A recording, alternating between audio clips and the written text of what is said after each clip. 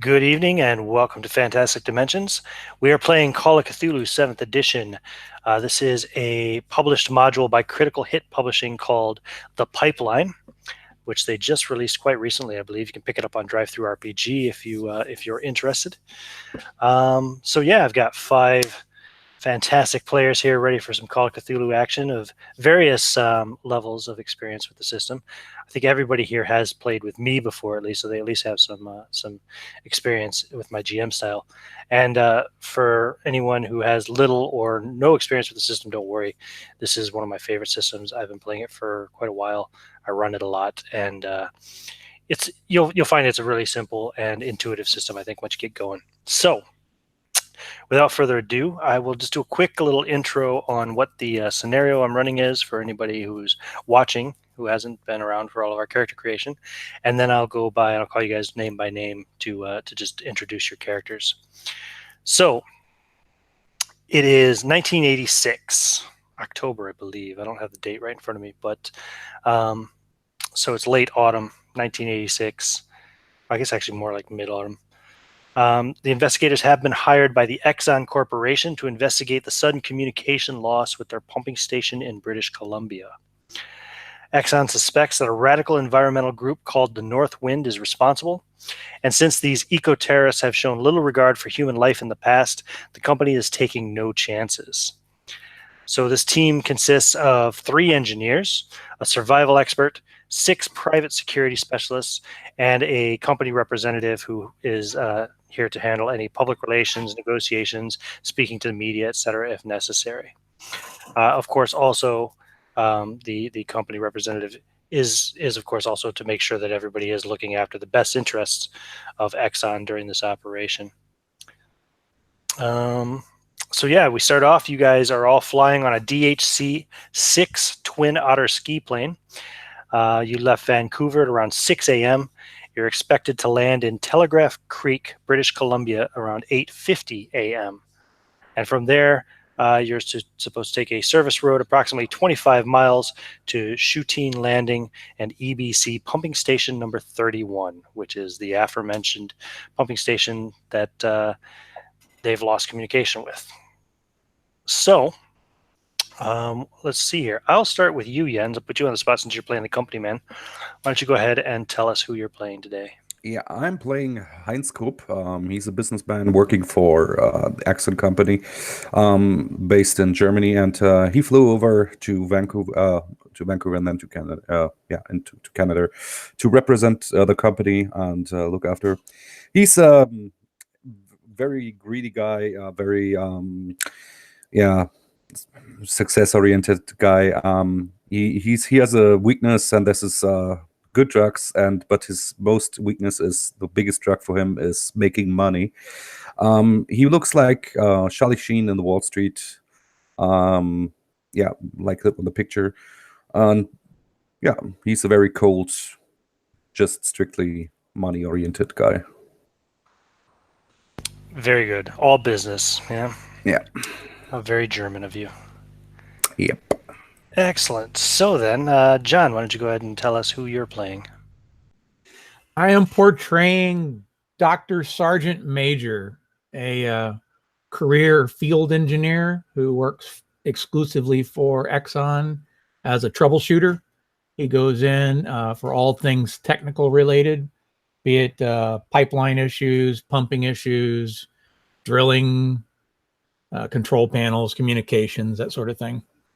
And he's a good-looking 53-year-old from Texas, classic Texan big attitude, and he's there to kick some ass and take some names.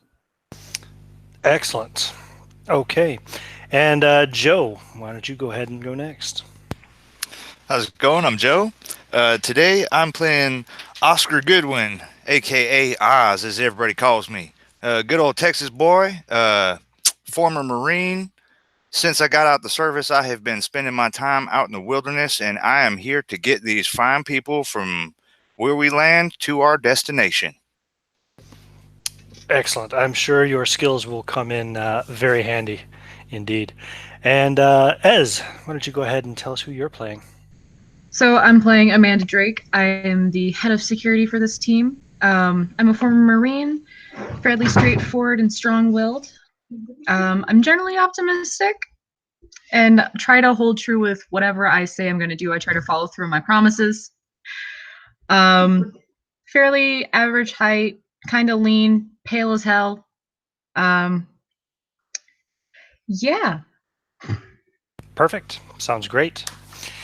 So Amanda is the leader of the security group here, the 6 members, and Jose is playing another member of that team. So Jose, why don't you go ahead and tell us the character you're playing today?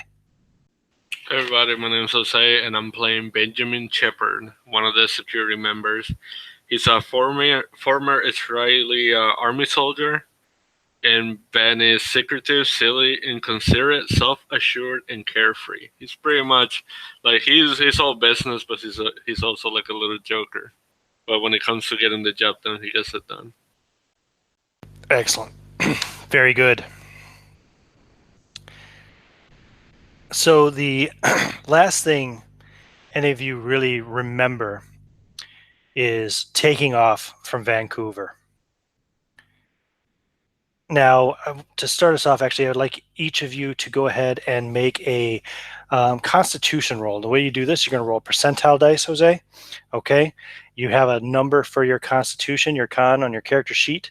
So what I need you to do is tell me if you get a normal success, means you roll equal to or under your Constitution. If you roll half or lower, it's a hard success. And if you roll 1/5 or lower, it's considered an extreme success. Okay. So go ahead, everybody roll your Constitutions. Got a good success. Hard success or regular success? A regular. No, a good success, the middle. That's a hard success, yes. Yeah, hard success. I'm sorry, one more time. You were cutting in and out a little bit. Oh, apologies. Yeah, just go ahead and roll your Constitution and let me know what kind of success level you reach. Cat, get the fuck down. Hold on. Jesus Christ.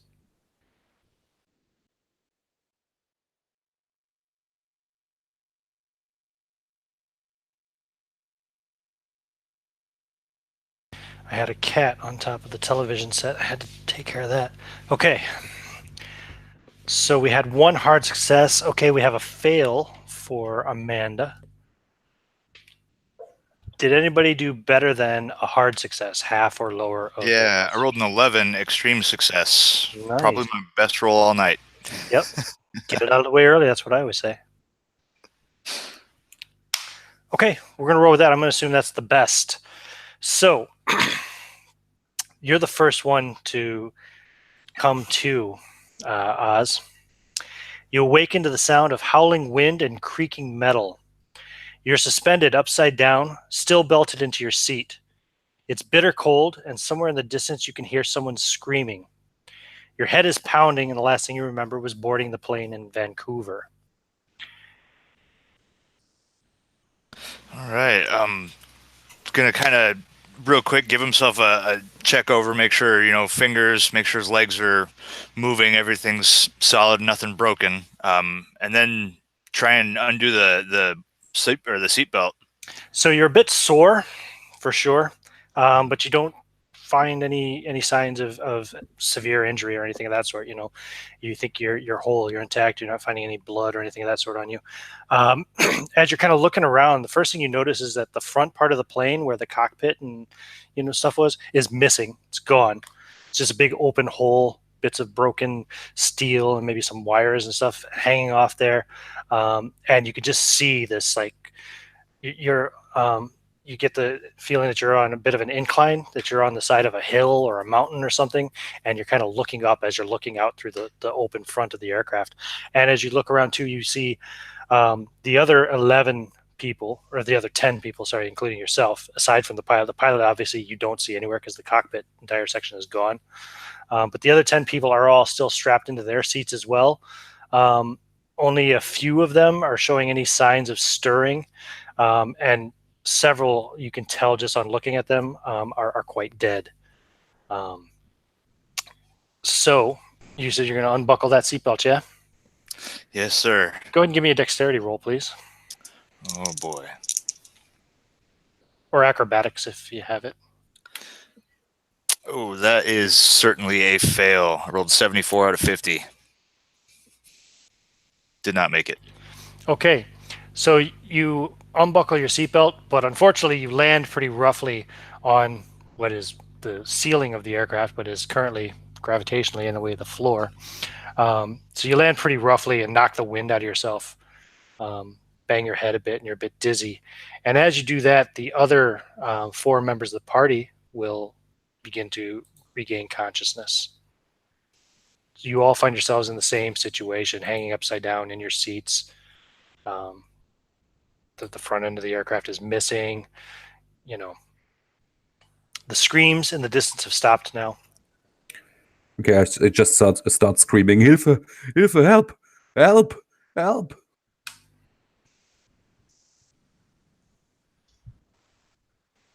Yeah, then Benjamin would try to grab his knife and try to slowly like cut his seatbelt so that way he can, you know. Sure. Give me a dexterity roll for Benjamin there, Jose. He's so cute. So you're rolling percentiles. I got a failure. Got a failure. Okay, so you also land quite roughly. Bang your head on the ceiling as you hit as you land, falling out of your seat. And when he hits the ground, and this is probably about the time you're starting to kind of get yourself up off the ground, the plane shifts and rattles a bit and starts. You can feel it like sliding, and you can see some trees on the side of the mountain that you're looking up at through the front of the plane getting a little further away. Hey, everybody, why don't you calm down for a bit? Calm down for a bit. We got to get moving. Try not to rustle too much. And he's going to try and gently start taking the people off, lowering them out of their seats, unbuckling them, or cutting the seatbelts with a knife if he can. Basically trying to limit the amount of movement and jostling in the plane. Mm-hmm. And for the folks that are awake, y'all get on out this plane. We're going for a ride right now. Who? What? I'll go one by one. What's Benjamin doing as Oz is doing this? He would give him a hand because I'm pretty sure he probably noticed the plane like budging, and I'm pretty sure it was going to fall through a cliff. So yeah. Okay, and how about Sergeant Major? Dr. Major does the classic silent check of spectacles, testicle, watch, wallet, ring. Make sure all his stuff's there. All the vitals are in place. Right. His backpack was next to him, so if it's still there, he'll grab it. It'd be on the ceiling now since you're hanging upside down. So he will reach under and grab his vital little small suitcase that was under his seat if it's still there. It's also on the ceiling. Okay, it was a really rough landing. He will undo his belt and try to make upside down, and half the plane's missing and all. He will. Okay. He's going to brace himself on the seat in front of him if he can, and undo his belt and try to get down. Okay, you can roll your dexterity, but you can roll with a bonus die since you're bracing yourself with another seat. So when you roll with a bonus die, it's just like a normal percentile roll, but you roll 2 dice for the first digit for the tens. And you take the best one. That's a bonus die. A penalty die would be the same, but you would take the worst one. Okay. I have a 15. 15. Yeah, you get down nice and gracefully, no problem, land on your feet. He's going to snatch up his backpack and his suitcase. The plane is sliding really fast now and rumbling, and it's shaking, and you're all feeling quite disoriented and probably a bit nervous. So, Amanda, what do you do when you get down? I assume that you're being helped down by Benjamin and Oz. Sure.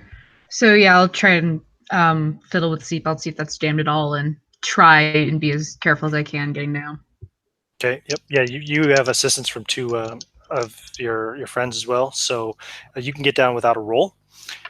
The plane is still sliding and picking up speed, and you can see out the back because the tail is missing as well, past a couple of other now apparently dead security officers. You can see that there's a drop-off that the plane is approaching rapidly. Y'all need to haul ass. And jumping out the hole. Heinz is still strapped into his seat. calling Welcome. for help. Have you forgotten who pays you? Get me out of here. Get me down here. The best thing Dr. Major can do is get out of the plane and scout the area for a safe area for everyone else. He's going to get out. The plane, to answer your question in chat, John, is broken on both ends, in fact. So the rear end is heading towards the drop-off. The front end is, obviously facing the direction you're not sliding. Well, the direction that would be the safe zone is the direction he's going. Okay. Do you grab anything before you go? You grab Suitcase your and backpack. Okay. And you go. What about Oz? I'm gonna go immediately to Heinz and start unbuckling him, getting him out, and I'm gonna yell to everybody else, "Y'all just grab whatever gear you can and huck it right on out. Get out the front now." Get my briefcase. Search for my briefcase. It's important. Okay, give me a dexterity check there, Heinz, as he's unbuckling you quite rapidly. What? Wait. Dexterity. Yep.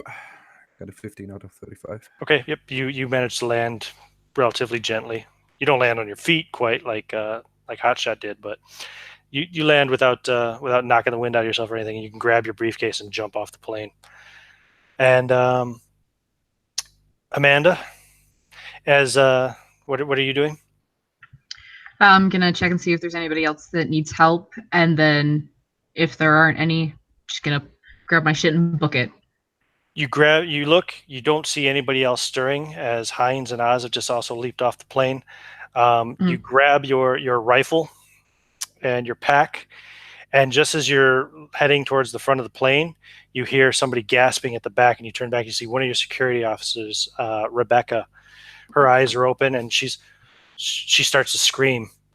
Mm-hmm. About And how much time? The plane starts to tilt. Oh, fuck. All right.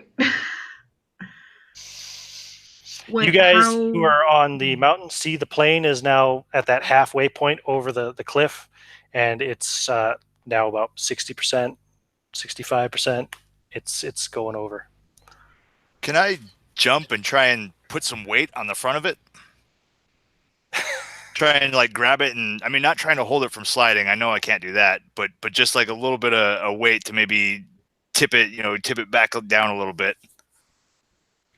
There are currently I'm not going to be able to six people on that plane plus the plane itself. You could try. No heroics, man. Just go. Right, I'm gonna try. I don't think it's gonna work. Try though. Okay, you jump up and grab onto the plane, and it's now you're rising up and up and up and up off the ground. You're now about 4 feet off the ground. Ma'am, get out Amanda? now. Yeah, I look over at Rebecca, tell her I'm sorry, and just keep going. Yep. Okay, you leap over the thing. You get about a 10-foot it's less than that because the plane starts to slide down off the cliff. But you can leap down into the snow. Oz, do you let go? Oh yeah, let go and hit the ground and scramble backwards. You hear Rebecca's scream, and then it gets kind of more and more distant, and you hear the crashing sound as the plane starts rolling down the side of this cliff, and the screams stop. And you're all on this mountainside. There are 5 of you there with whatever gear you managed to grab off the plane. And if you peer down over the side of the cliff, you'll see the plane probably about 70 feet below you, where it's crashed up against the side of some trees, and it's still bits of it are smoking, and but there's no more movement or any more sound coming out of it aside from the creaking of the metal as the wind blows. And it is cold. It is extra cold even for the season. The snow here is up to your knees.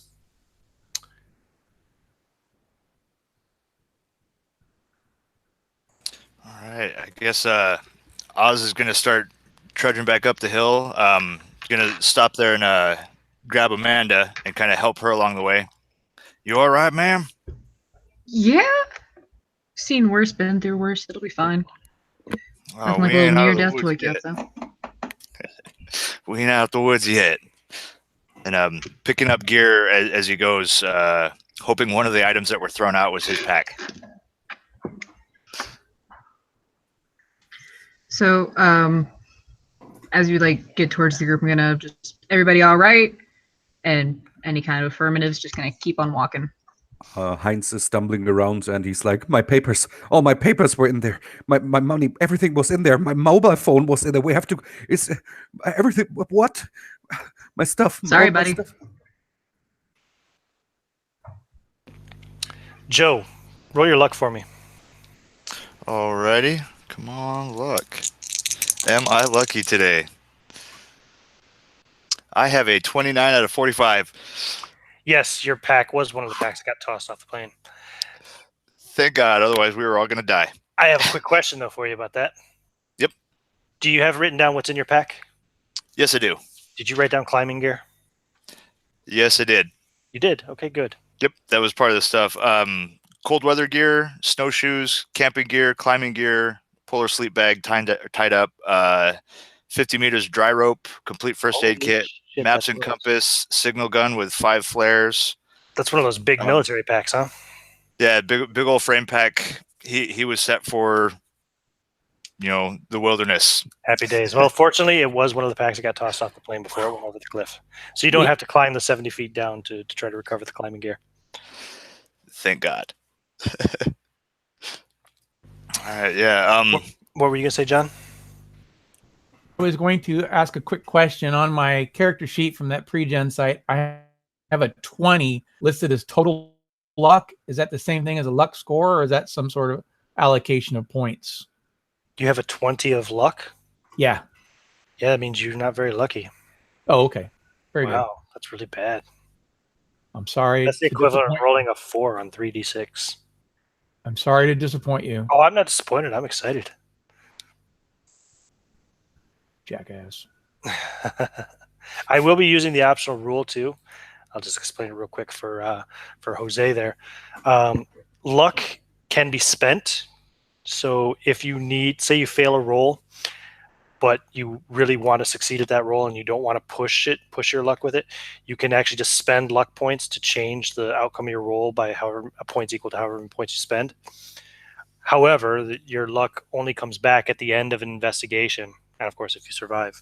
So that will, any changes made to your luck score, number one, they will only go down during an investigation. Number two, they don't go back up again until after that investigation's over. And even then, they only go up by a factor of whatever you roll on a d10. I don't even see luck over here. It's a handy thing to know. Luck should be there on your character sheet. Oh, you know what? It might be on the pre-gens. Do you have luck on your character sheet, as? I do not. I was actually going to ask about that because it Roll wouldn't be anything to 3d6. calculate it. Both of you guys can roll 3d6.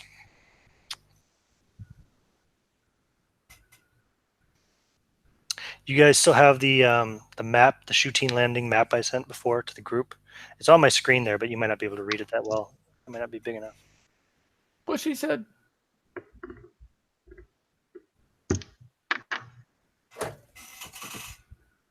Okay. How'd you do on the 3d6 as? 13. 13 times 5. You have 65 luck. How did you roll, Jose? 8.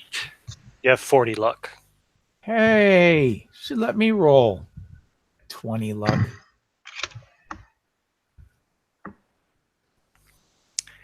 So if you look at that that map there, Tahltan Landing, I hope I'm pronouncing that right. Maybe I'm not. Let me find a bigger version of it here. Here we go. Handout 1, it's called. Yeah.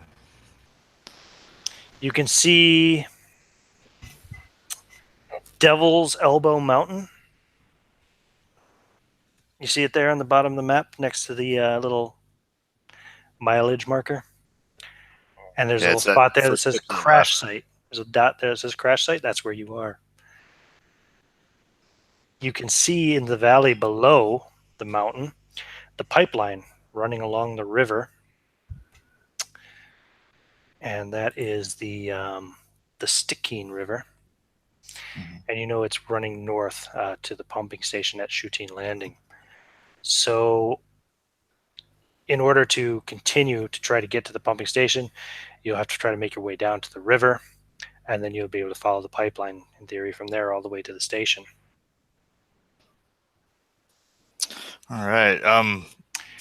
First thing Oz is going to do, he's going to start going through his pack for a couple carabiner clips, and he's just going to start going up and just grabbing everybody by their belt and snapping a clip onto them, getting ready to use the rope to string everybody together.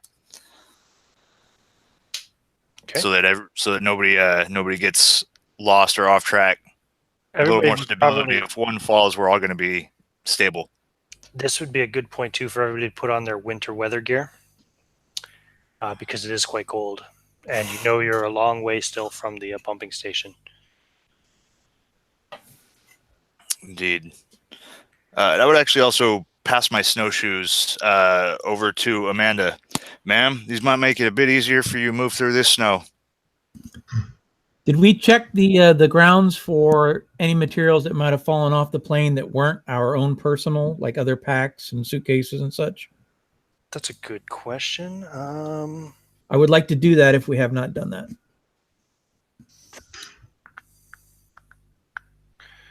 Let's see. Quick look around. No, you just have your whatever gear you dragged off the plane. Otherwise, you just see like little bits of rubble and stuff. Broken pieces of metal and such from the aircraft itself. You can give me a spot hidden check though while you're looking around, John. Very good. Stand by. Let me look it up. Spot hidden. It's actually got a good roll. Hold on. Rolling. I got a 42. Let me check my number again. It's a 40. I didn't make it. Sorry. Okay. No worries. So yeah. So the snow anyway up here on the mountain is mostly about knee deep. Dr. Major is going to keep a section of the metal to use as a shovel if he needs to, a shovel head, and just pack it away in his pack for digging in the snow. Okay. Sure. I have a question. Would I be able to find maybe like a airplane door or some piece of metal that I can use as a shield or cover or something? Roll your luck. You expecting orcs? Hey man, it's Cthulhu. You never know. 1. You rolled a 1? Yep. Yeah, there's an airplane door right there. 6 feet away. I would definitely pick that up, and he probably feels silly like carrying this thing, but I think afterwards he will walk up to Amanda, like put his hand on the back of her shoulder and be like, "Look, what happened in the plane? There was nothing you can do about it, so don't beat yourself up." And then he would ask her like, "What do since she's a leader, like, what do we do now? Like, what's going on?" Still not pleasant when it happens. At this point, just keep on trucking through. Make sure that everybody sticks together. Make it easy. Yeah, and we have to get here out fast because I have in 3 days a date and I have a meeting in Washington D.C. So we have to get out here fast. Well, it'll take as long as it's going to take. That's about the best I can tell you right now. Mr. Cowboy, sir, or whatever. I don't know you. I pay our company pays a lot of money to all of you to protect me. I have to go to this meeting. So please get us out of here fast. It's cold. I just want to get out. Dr. Major looks right over the face's head there, and he points behind him and he says, a bear! A bear! What? And he sees stupid ass. Let's go. Make those jobs again. I will cut your payment. I tell you that. Steady on now, folks. Steady on.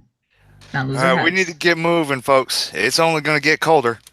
So Joseph, do you want the good news or the bad news first? Yep. Lay the bad news on me. Okay, that's okay. It's all bad news anyway.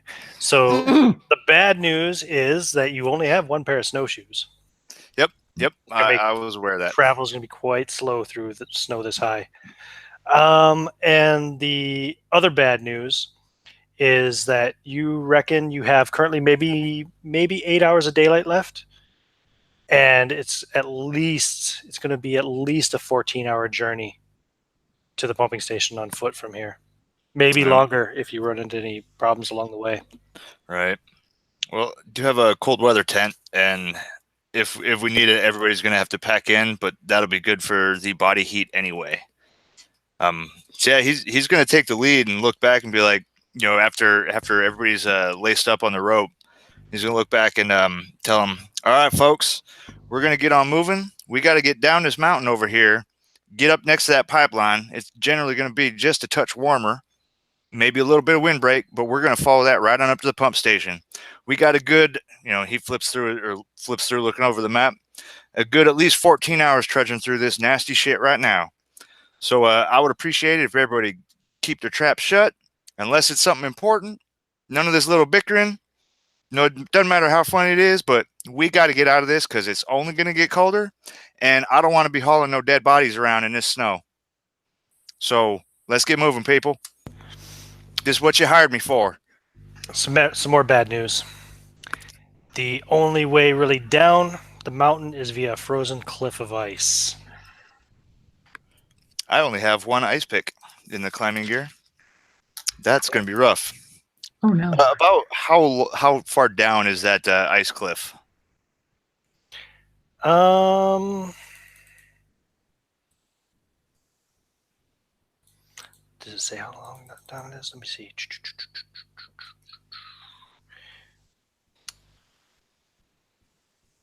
It's, well, like as far as being sheer, maybe 60, 70 feet, but it's about 100 feet down, ultimately all the way down. Okay, for the sheer part, you're going to have to go one at a time because I don't have enough rope to string all of them together. Right. Hey, Dr. Major's going to break out his ice axe, which he did have in his pack. Yes. He's going to start cutting down little branches from the evergreens and making impromptu snowshoes for everyone. Most excellent. That's a good idea. Yeah, I'm going to give him a hand. Do that first. We all have a little bit easier time moving through this knee-deep snow. I'll lend my expertise as well. For those of you who haven't been in the snow, keep moving, even if it's just a little bit at a time. Sit down, stand up, move your feet, do something. Who's going to go first? Making snowshoes? No, down the ice wall. Oh. Mm-hmm. Is there another path? Is there another way down? No. I mean, if we went further around, anything like that? Maybe if you wanted to go down the long way, but that's going to more than double your trip. So then you're talking about maybe 28 hours of travel before you get to the pumping station. How far down is the ice? We're looking like a little over, maybe 10 hours at most a day of daylight. So yeah, temperature's going to drop. How far of a drop are we looking at? 60 feet. Oh, that's not so bad. Well, here's a thought. We don't have it. We don't have a straight up axe, do we? Nope. I just have the ice pick.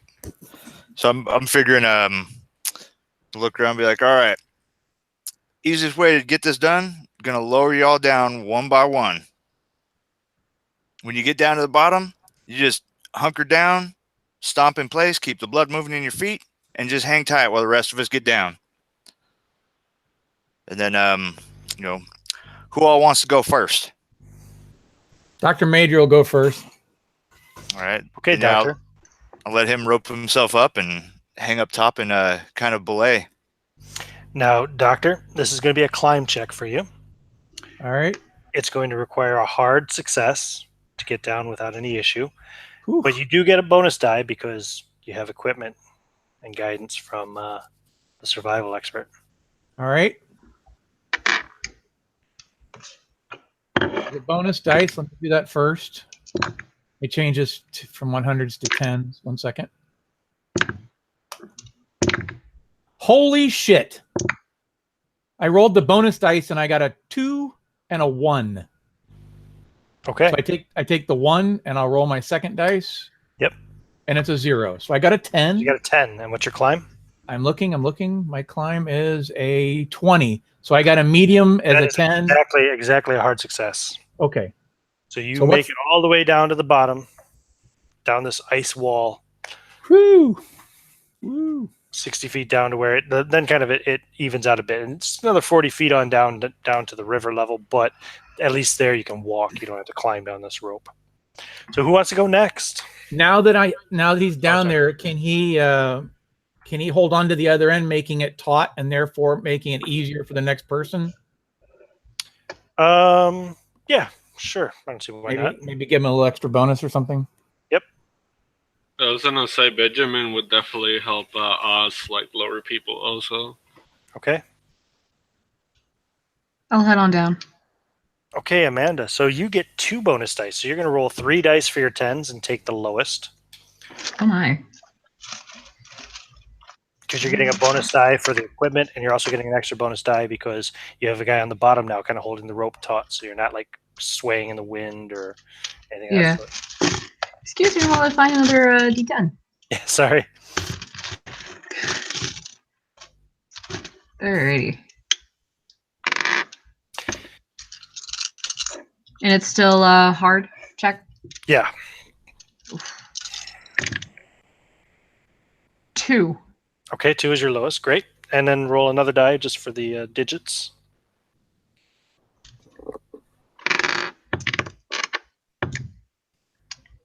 And then a 1. So 21. And what's your climb skill? My hard check is a 15. Okay, so Yeah. as you're making your way down, an icicle like breaks away above you. Roll a die, any die, and just tell me if you roll even or odd. Call this even odds. Odd. Odd. You get struck by this icicle and take 1 hit point of damage. And now Fun. you need to make a strength roll to hold onto the rope. Christ. Just a straight strength, no hard, extreme, etc. Just a strength check. All right. Fuck. No. Okay. Fortunately, you rolled, what, a 21 over 15? So I'm going to say you were only about 20 feet from the ground when you get hit by this icicle and lose your grip and fall off the rope. Mm-hmm. Dr. Major, you see her falling. She's about 20 feet off the ground. So what, maybe 15, 16 feet or 14 feet above your head as she falls, free falls. What are you doing, Doctor? He's not here right now. Is he not? Nah, he Okay. said BRB. He's taking a doctor call. Right. Okay, well, in that case, then I will just roll. Oh no. I'm going to assume he would try to catch you. Oh, he's back now. John, she's falling from about 20 feet off the ground. What are you doing? She got hit in the head with an icicle and lost her grip. If he's got like 2 seconds to be ready, he's going to switch his pack around to the front, and he's going to put his arms out to catch her so that she impacts the pack. Cool. Roll dex check for me. Stand by. Rolling my dice. I got a 37. Let me go see what my dex is. My dex is a 80. So I got a hard success. Yeah, hard success. Okay, you managed to catch her, kind of break her fall. You each take 1 more point of damage, just as, you know, just from the force of... She's got a fucking M16 strapped on her and a big pack as well, so... Yep. Right. But you save her from taking a serious fall anyway, so well done. Good for you. And of course, you guys would have seen this from the top. Hoorah, Marine! Hoorah! Simplified. Nice catch, Doc. Nice catch, Doc. Jesus. Who's next? Heinz. I can't go down there. I'm not ready for this. I've never done this before. Have you looked at this? Just go down the rope. I don't know what I have to do there. You fall. Can I grab him? That's fine, boss. Leave him up there. Tie him up with me so that way we both go down at the same time. Okay. Oh, cool. You're going to go in tandem? Give him a hand? You Yeah. can. Walk you through. It's going to negate one of the bonus dice. Well, it's either that or he doesn't go down, or I can push him down. I mean, I will go down with you. That's I'm awesome. gonna lend Okay. Doc a hand. So Benjamin, you need to roll a climb check. You get 1 bonus die. So roll 2 dice basically for the 10s and take the lowest. That's you, Jose. Oh, my bad. You said Yeah. 2d10s, right? 2d10s, yep, to determine the first digit in your. The lowest is a 1. Okay, great. And roll another d10. Sorry, just 1 d10 for your digits. The second one was a 7. You rolled a 7 and a 1 the first 2 dice you rolled, yeah? Yeah. Yeah, just roll another die now. Now roll 1 more d10. 1 d10. Okay, 1 second. That one is a 2. So you rolled a 12 total, which is great. What's your climb check? Your climb skill? Damn, where the heck is it? If it doesn't say on your character sheet, then you just have the default. Yeah, I don't see it. Oh, You that's just have 25. a default. What's it say? 25. 25, perfect. You made a hard success. So you make it all the way down to the bottom with Heinz in tandem, probably pissed himself practically, but Yes, he is. I you guys think make on it the down way safely. down, I would tap him in the head and would be like, see, that wasn't that bad, was it? Thank you so much.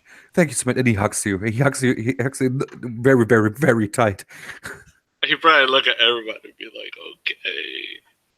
Just gonna give Ben a sympathetic look. Just bear with it, buddy.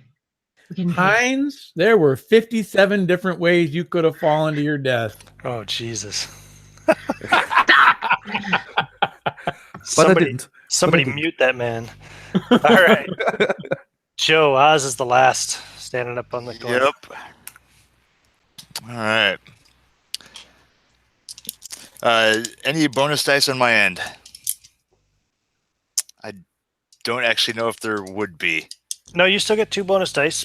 Well, wait. Are you leaving the rope in here, or are you taking it down? You can do a snow anchor. Everybody knows the snow anchor. You put a groove in the snow, you put your rope around it, and you can pull your rope back down with you when you're done. Yep. Okay, cool. Yep, so you get 2 bonus dice. Then you get 1 bonus die for the equipment, and you get another bonus die for the fact that you've got people at the bottom holding the rope taut. All right. Oh, yeah. That is a success. A 17 is way better than the 87. And my hard check is a 22. So Nice. 17 makes So it. you also make it down all the way without any issue. All right. Or and then Amanda. Amanda's the only one that had any difficulty, unfortunately, with the climb. But give the rope a good yank and tug and then start wrapping it back up as it falls on down. very good. And from there, you guys can make your way back down the remaining way down to where the river is. And let's see here. I would say a good half hour has passed since you first kind of came off the plane. So let me double check that. Is it every half hour? Nope, that's deep. That's when the sun sets. That's okay. Here we go. Yep, all of you need to make Constitution checks, please. Just regular Constitution checks.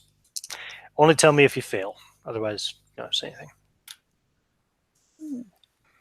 I failed. Okay. Anybody else fail? 1 second, I'm rolling. I'm changing my dice back around from the bonuses. I have a 27 and my Constitution, you said? Yep. Yeah, he made it. He has a 35 and he got a 27. So the only person that failed was Heinz. Yeah, Heinz, you are fucking shivering. You're so cold. You think you must for sure have hypothermia and frostbite, and you're going to freeze to death. And you will get a penalty die on all dexterity checks until you spend at least a half an hour warming up at some point. Ooh, okay. So, gentlemen, can we make a fire or something? It's really, really cold here. You have about 7.5 hours of daylight left there. We ain't got time for that yet. Tell you what, why don't you just stomp your feet all good and hard in place as we're walking? That'll help keep that blood moving on you. Okay. Stop your feet from freezing up. You'll be all right, boss. You'll be all right. Your jacket. It's really, really cold. Yeah, we all freezing, boss. You'll be fine, man. Don't worry about it. So as you're moving along, like I said, in most places the snow is about knee deep. Occasionally you find a place where it drops up to hip deep. That's always fun. You're making maybe about let me just see here. Right, you're making about I think a mile per hour, all told. And it doesn't take too long before you reach the valley floor, and you come to the Stikine River, Stikine, Stikine, the Stikine River. Much of the surface is frozen, but the ice doesn't look very thick. Crossing it will be extremely dangerous. However, you do have to cross it. Are there any loose or fallen trees nearby? Roll your luck. Why don't I suggest it to the group and have everyone look instead? No, roll your luck. God damn it. You asked. Hold on. 49. I did not make it. No, there are no loose or fallen trees. There are trees, but they're all healthy and hale. I'm I'm going to suggest we walk in two directions, but stay within sight of each other and see if we can find a tighter bite in the creek that the ice might be thicker. I was going to suggest similar, but in the direction we needed to go. But yeah, look for a spot that might be a little narrower. With the cold, not too excited about backtracking. So Dr. Major will head down to the right or the left, whichever direction. No one's moving yet, but he'll stay within sight, checking to see if. He's got binoculars. I forgot about that. He's going to pick a high point and check his binoculars and see if he can see a bite that's a little tighter. Roll a d6 for me there, Dr. Major. 1 second. D6. 1d6. A 1. A 1. As you're kind of looking about,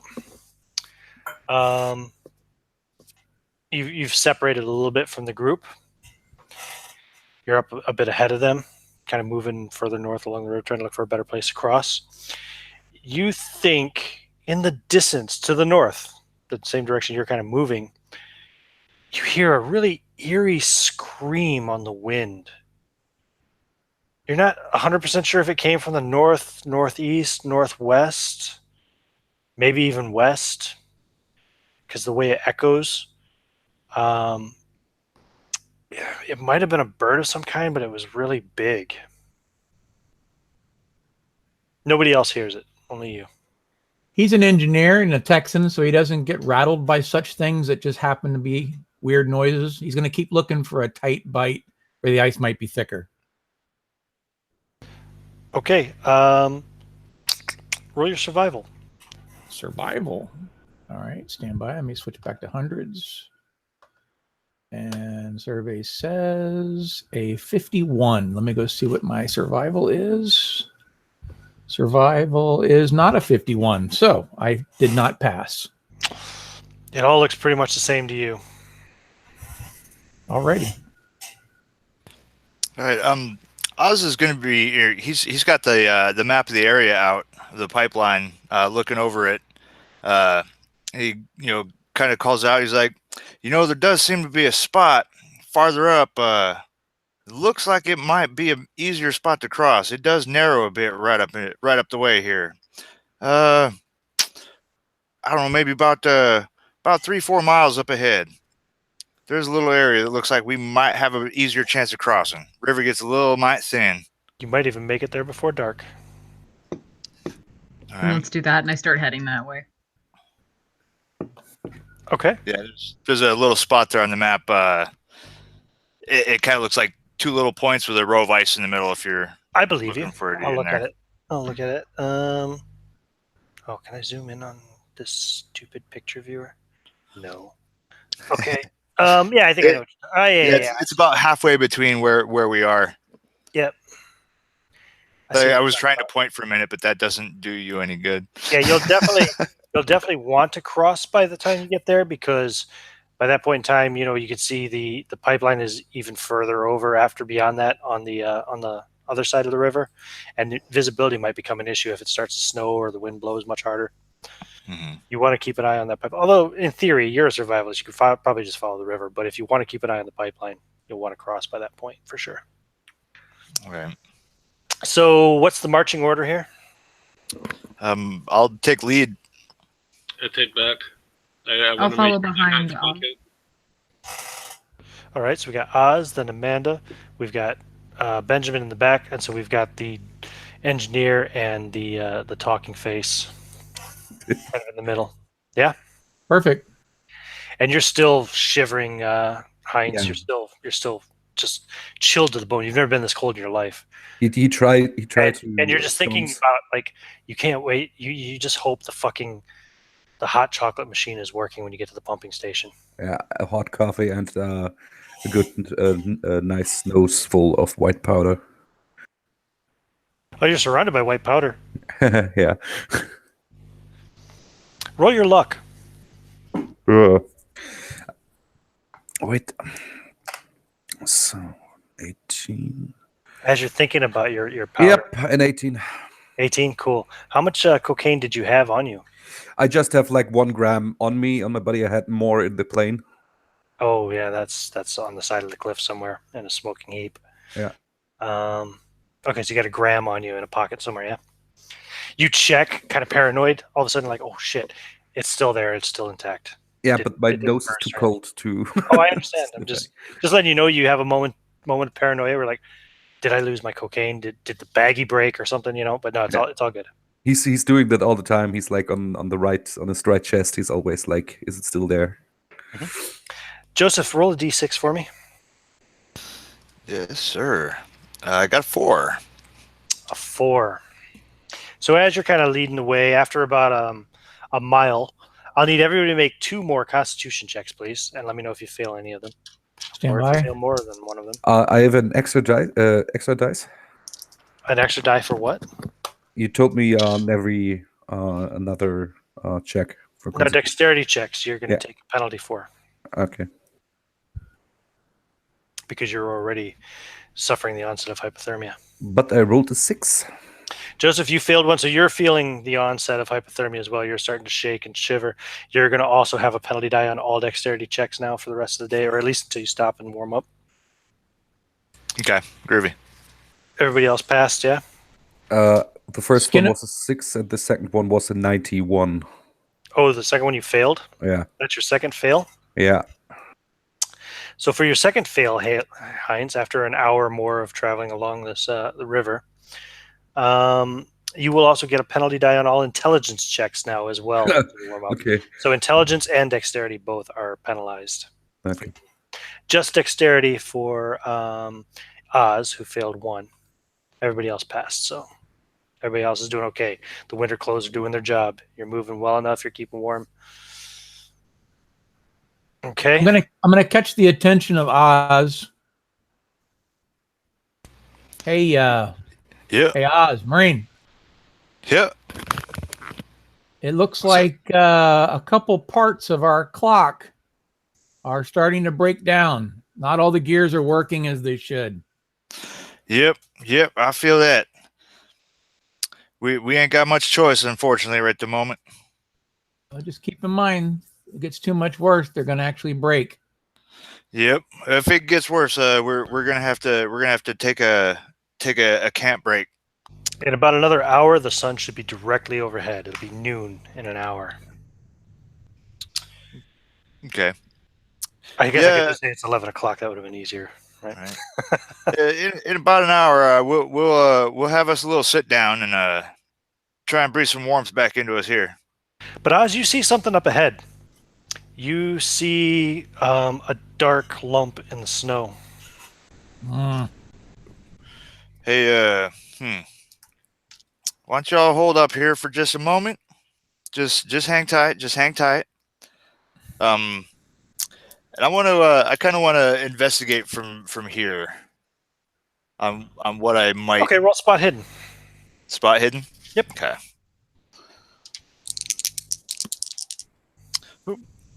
Where'd my spot hidden go? Okay, it's not so bad. I got a 34 out of 50. Yeah. You see like a large antler sticking up out of it. You think it looks probably like a dead moose or something. Oh. Because you don't think a moose would just be chilling, laying down right Nope. there. Well, I see dead moose. I kind of automatically start thinking bear. He's gonna unsling his rifle and just kind of look back at the others, or specifically at the other security staff and Dr. Sargent. He's gonna kind of just look back as he loosens his rifle and kind of gets it held and just kind of give him like a nod, kind of like hey, just keep your weapons out and ready. Kind of just trying to imply it to them without saying it, because he does not want to instill a panic in our boss or the corporate man. So he doesn't want to startle Amanda or Heinz, but let the security guys know that just in case. I'm assuming bear. I do have zoology. Everybody's treating poor Amanda like some kind of delicate flower. No, She's the head of security. You fall once and take an icicle to the head, and everybody thinks you can't handle your own. I thought head of the mission. I didn't think head of security. No, she's the head security officer. Okay, yeah. Then Benjamin I give her the same look. Apologies, I misheard that part. I thought you were like head of the mission or head of like the department. Head of security. Yeah, I give her the exact same look. That hey, like, be ready. My bad. I misunderstood. I thought it was just because she's a woman and all, Yeah, I was damn, now I gotta prove my own to you, gotta prove it to Mr. Corporate Man. Damn. Oh no, it wasn't your fault. It wasn't your fault you fell off that rope, Amanda. You got hit in the head by an icicle. That would hurt. Right? Yeah. Shit's a queen. Just courtesy. The bleeding stopped like an hour ago, but it's still sore. Yeah, no, the ma'ams, Oz is a Texas boy. It's just purely courtesy. Okay, so you pull down your rifle and through body language signal to them that they should do the same. Yeah, and start moving slowly. I do have zoology, just heads up in case needed. Oh, you won't need it to recognize the remains of a rather freshly killed moose. Its guts have been scattered about. Many of the internal organs and much of the meat is missing, presumably eaten. Just casually, you can observe it could have been done by a pack of wolves, perhaps. Do you want to spend a half an hour examining the carcass? Not so much the carcass. Just kind of take a glance around the snow, see if I recognize or can see any tracks. I mean, something definitely tore it open. Roll a spot hidden. Okay. Spot hidden or tracking? Roll spot hidden to spot the tracks first. Okay. Yeah, I do not spot the tracks. You don't see any tracks. Snow is all greatly disturbed around here, though. It looks like there was a struggle, like a fight. What are you taking a look at there, Amanda? Just trying to check behind him, see if you missed anything, finding the tracks, see if there's any kind of something. Roll a spot hidden.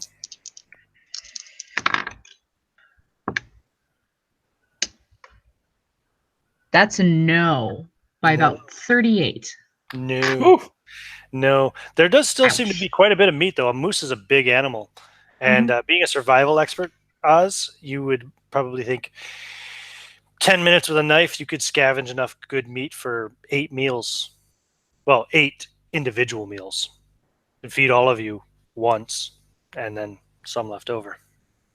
Does anybody have food in their packs written down on their equipment by chance? Dr. Major only brought like granola and such. He doesn't have any. That's still rations. That's something. He's going to go for the cheeks. If the head's still intact, he's going to take the cheeks out. Yeah. Okay. Yeah. The only foodstuffs I have are trail ration style. They're not. Yeah. So wasn't necessarily planning for long-term outdoors. Hey, corporate face. Have you heard about moose eyeballs? If you eat moose eyeballs, they will warm you up like nobody's business. It's like vodka. It warms you right to your core. Leave the man alone. Come on, Doc. Mister, for you, it is still Mr. Krupp for you. He's And going back to I cutting. don't eat eyeballs. Well, Never. then just freeze. I try to help you out. Oh, check to see if there's testicles, because that will warm you up even quicker. Sir, I'm from Germany. I know how I like my meat. Okay, I don't know what you Americans eat, balls and eyeballs and everything.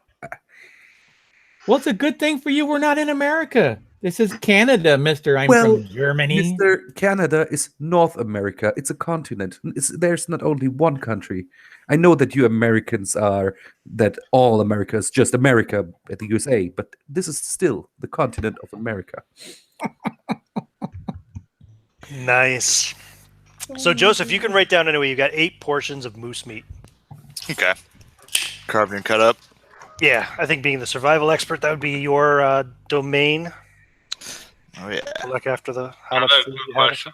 Yeah, go ahead. So, whenever we start moving, is there any chance that I could light like the hide on fire so that way it could be like a distraction, just in case there is animals around or something? No. Oh, whoops, my mic.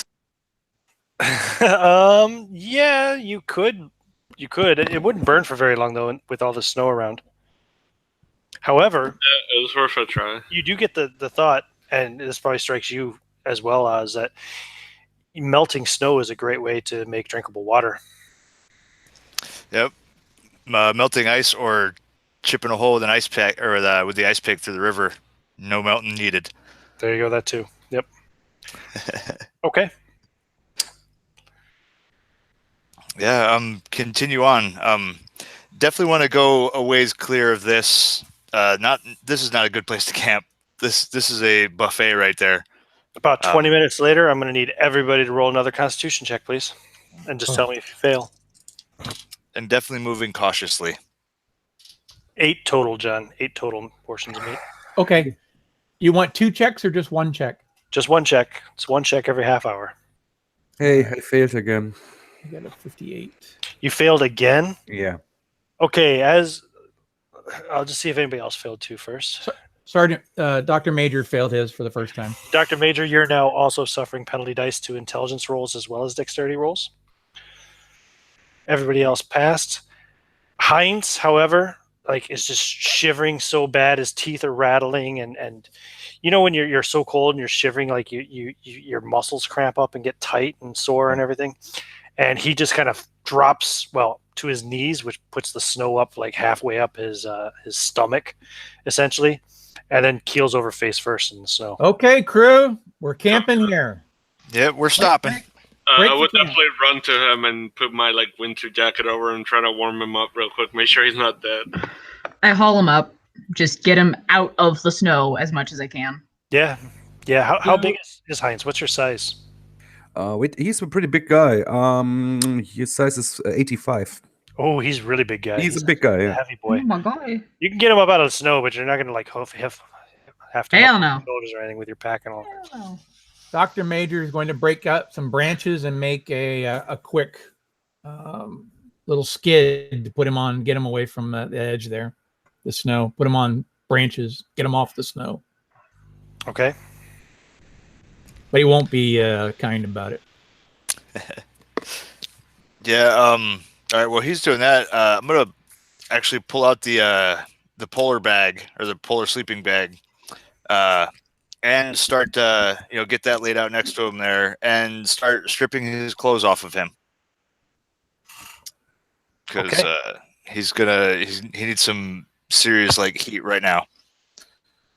The clothes are going to be probably a little soggy and not so good for him. And basically just stuffing him into the bag, and then friction heat on the outside of the bag. Just start rubbing the bag down to try and build up heat.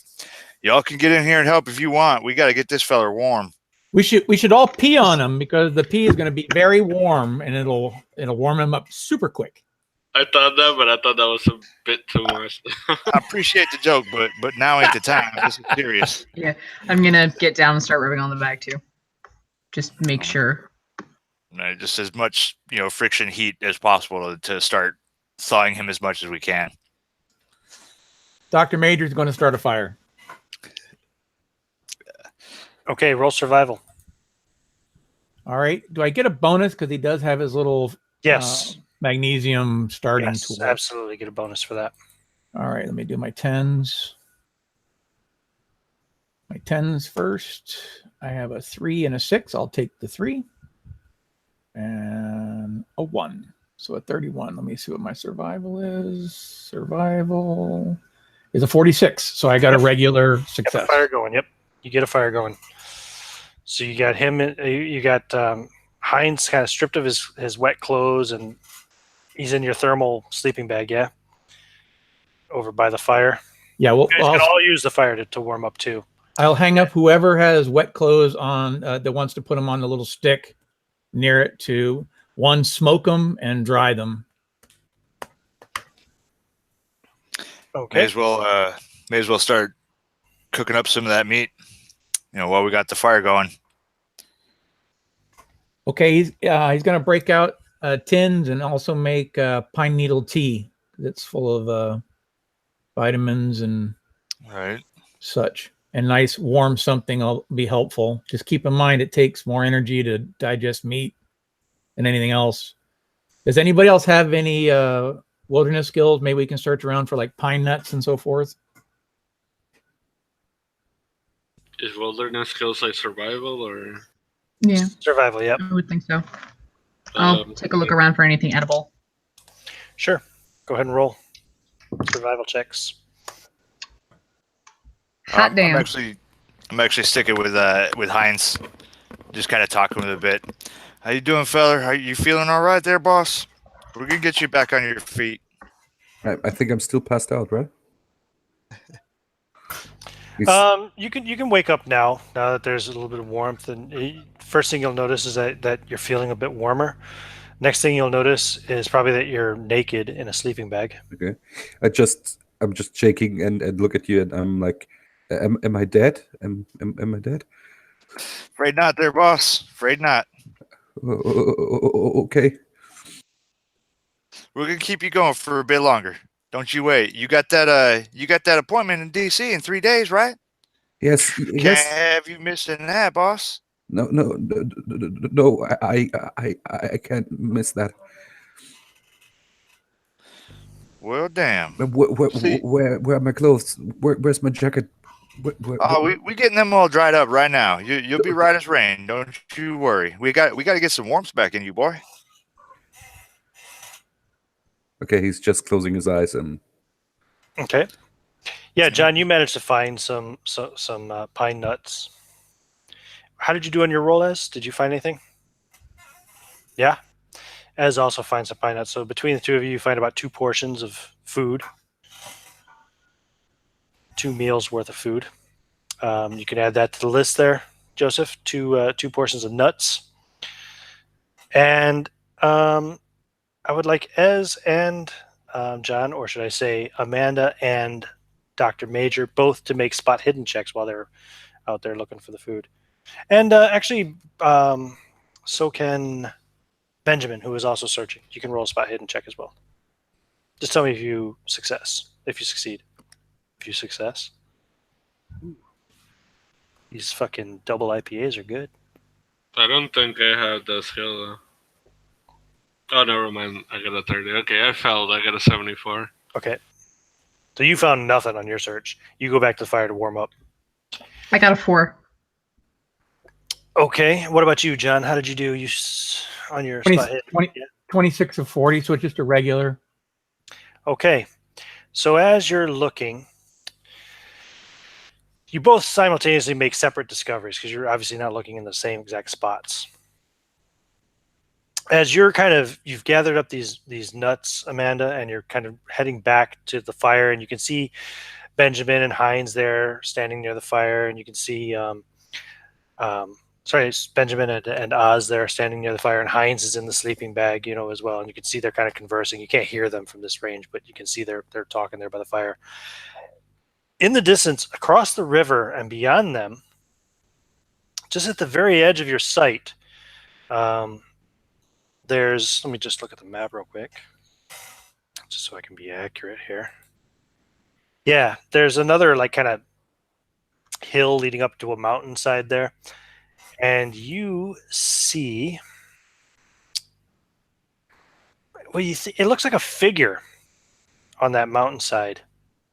Impossible to tell for sure. Could be a bear, could be a man in heavy winter clothes. But it's very far away, and you just see it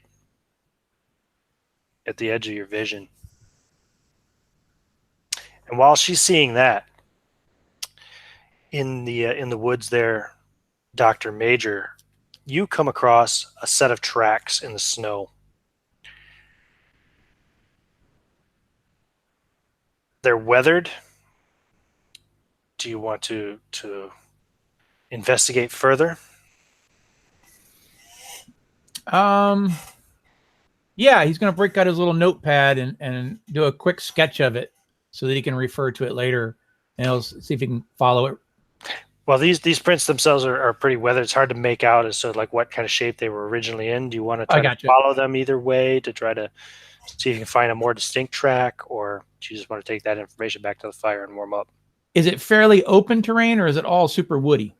This is pretty woody over here, where you see these tracks. He will call for Oz. Oz, Marine, over here. Unfortunately, can't hear you very well over the wind, and you're too far away. Then he will mark the tree that's standing next to the with a flapping piece of cloth, so he can come back to it, and he'll look to where the camp is, make a note, pick a target, and walk straight for it, so he can refer back to it. Good stuff. Land nav. No problem.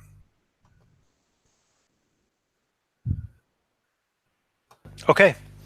So, Amanda, what are you doing? I'm taking my pine nuts and I'm walking back to camp. I'm keeping this kind of to myself. And if we run across anything similar as far as this sort of incident goes, then I'll let people know what I saw. Right. Otherwise, you're keeping it yourself. And as you look again up at the mountainside, you no longer see the figure. Okay. So Amanda returns to the fire with some nuts. And then a couple minutes after that, then also Dr. Major returns to the fire. And you can all spend about 30 minutes around this fire to warm up and basically reset your hypothermia back to 0. By which point it'll be afternoon. Meantime, I'm going to take Oz. Marine, come with me. I need to show you something. Yep. Pick up my rifle and follow along. What I'm you gonna got? Use my binoculars to sight my little cloth on the tree, and we'll head straight for it. Yep. It's just a couple minutes away. So you get back over there, and yeah, you can see there's some kind of tracks here in the snow, but they're pretty weathered. Mm-hmm. But if you want to investigate further, you can try to follow them one way or the other, and see if you can find a more distinct track. Are there any signs on the tree, like scratches and rubs or that sort of thing? Roll spot hidden. God damn it. Wouldn't be very well hidden. I'll be investigating around that as well. Ooh, 26 out of 50. Just shy of that hard success.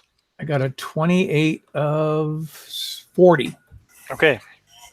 So yeah, you find near one of the tracks where it goes right up alongside a tree, you find a tuft of some kind of whitish, grayish fur. It's like a dirty white. Okay. All right. Dr. Major's going to take... Actually, as you're looking at it, you're not sure it is fur. It's more like matted, almost dreadlocked hair. Huh. Dr. Major's going to play a little sleight of hand and act like he's taking a bite out of it, but he's going to tuck it into his hand. Oh. That put hair on your guts. Deep woods hippie. I have no idea what this is. He's going to hold up the hair again. All right. I'm gonna give it a look over, see if I can recognize any animal traits from it, possibly. Or if I can. Sure. Give me your make survival an roll. assumption. Give me your survival roll. Okay, survival. Mm-hmm. Okay, I do also have zoology. Oh, you have zoology. Roll zoology instead, or whichever one. Yeah. All right. Ooh, Sadly, that is a no. I rolled a 40. I only got 23 zoology. You don't recognize it from any kind of animal. I'm not 100% what this here done come from. I had an idea at first, but this don't look like what I was thinking at all. Doesn't smell of patchouli, does it? It smells pretty rank, actually. If you just pick it up and smell it, it's like dirty ass hair. It's never been washed. It's a hippie. I knew it. It smells kind of like some backside, but not no cow or nothing.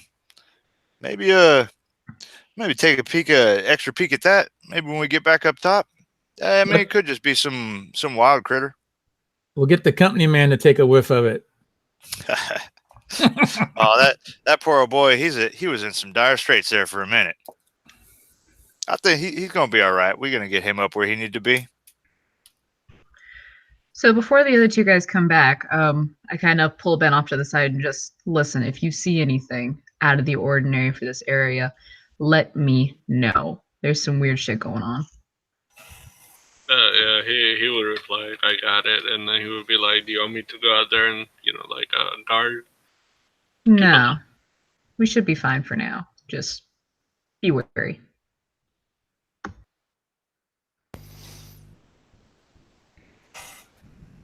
All right. What about these tracks? Do you want to do any further investigation with the tracks, or just leave them be, Oz? Might follow him for 20 yards or so. See if we can find one that's maybe a little clearer. Give me a spot hidden. Okay. Oh no. No. Not a chance. This is an 88 out of 50. How much time do you want to spend looking? Just about 20 yards or so. Not too much distance. No, none of them are any better. Unfortunately, you can't really make out any. You can't make out toes or claws or. Mm-hmm. Okay. Yeah. Then kind of look up the sky, kind of track the sun. Well, I think we might want to get on heading back and see how much farther we can get before we lose the light today. You got about 5 hours of light left, and you have traveled all of 2 miles so far. 12 miles to go. All right. Yeah, and I'll turn around and start heading back. How you feel about that, Doc? Yeah, it's not up to me, my friend. We're talking about heading back, you mean? Yeah, head back to that camp and pack up and get some moving. See if we can clock some more miles before we run out of light. We ain't making it to the to that pump station today. How much further do we have to get to the pump station? Period. If we maintain a normal pace. If we maintain pace, probably at least another 6 to 8 hours. I'd figure 12 hours or 12 hours. Whoops. Yeah, about another 12 hours. We got about 5 hours of daylight, and it's gonna be cold overnight. As cold as it is right now, it's gonna be exponentially frosty. I think we should we're not going to make it back there. We're going to get caught at night. And based on how these tenderfoot have been going, we're not going to make it. We should probably camp tonight and then use the next couple hours to build a decent windbreak, and then put the snow hut inside that, the snow tent inside that. We'll be fine inside the tent. This thing's it's built for this weather. Plus, with all the 5 of us piled up inside, it's gonna be plenty warm for everyone. I'm not too much worried about the wind cutting into that tent. Fair enough. I think we should stay. If you're taking a vote. Yeah. We got one naked German over there, and even if we put his clothes back on him, he's going to be fairly useless for at least another hour, and then we have to break for camp in an hour, so we're only going to get another 2 hours maybe of travel. Yeah, that'd be a good another 2 miles at least, give or take. Plus that security feller Benjamin, he's got that old airplane door. We could use that as a sled and just pop that suit right on top of that. He ain't broken. He's just cold. I'm not babying that Kraut. Hey, he's signing the checks. That's all I know. He ain't signing shit out here. You only get paid if you get back. All the more reason to keep him going. And believe me, if he don't get back, there'll be another company man to take his place. Don't worry about your check. Exxon's a big company. They don't have just one executive. That's true. That's true. Well, it's up to you, my friend. I would, if it was a company of Marines, we'd keep going, but that's not what we have. Yep. Well, if it was a company of Marines, we'd have done marched up all the way up to that place by now. Right? We'll be all right. I definitely figure we'll try and push on a couple more hours. We got about 5 hours of light. Making good time on this conditions. We can chunk about 5 more miles out the way. Well, why don't we tell the company man that we found tracks of wolves? Maybe that'll get him excited enough to get dressed and get some movement out of him. And if he doesn't react well to that, then we know that he can't make it. How about that? Yep. Oh, I think that'll interest him in moving. Let's get on back, and that meat should be all ready and cooked up. We'll get some food in our bellies. Protein will help give us some fuel to light them internal furnaces. Very good. Okay. Start heading back. All right. So his clothes are suitably dry. You can get dressed again. Everybody's warmed up now, so your hypothermia meters are reset essentially back to 0. So you're all making your checks as normal again. I was curious. Can I give Heinz my winter gear just because, like I'm afraid this is going to happen again where he's going to freeze to death? Well, if you give him your winter gear, then you won't have any winter gear, and you're going to be making your checks with negatives. Yeah, nobody in their right mind would let you give him their gear. No, you're going to have to keep your gear on yourself. But yeah, I'm okay right now. What?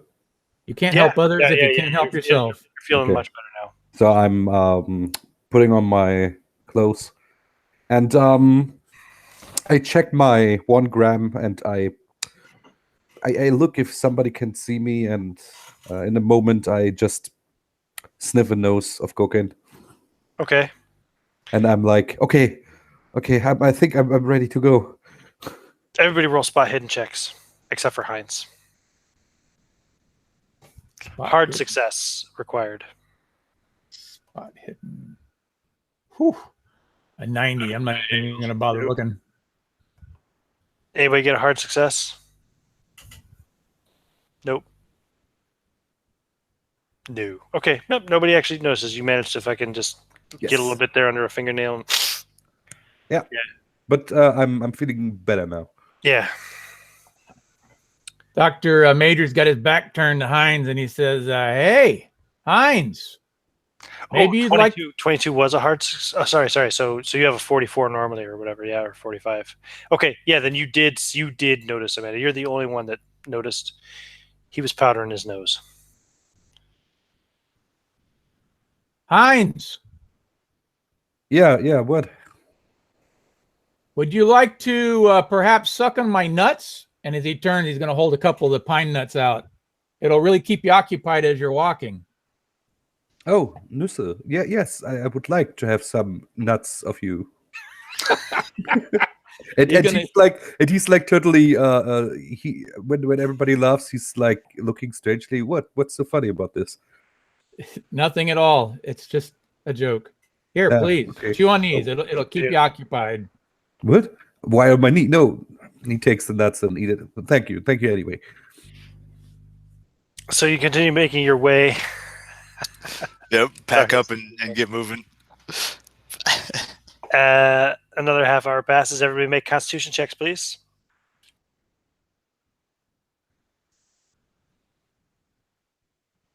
If you fail... Yes, a 10. Good. Looks like everybody passed, yeah. Yeah, some food, some warmth, in good spirits.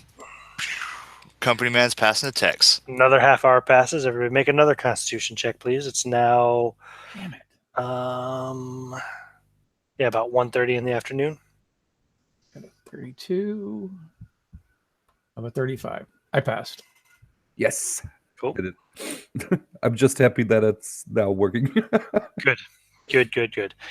Also now, it's about 1:30 in the afternoon. I want everybody to make a power check.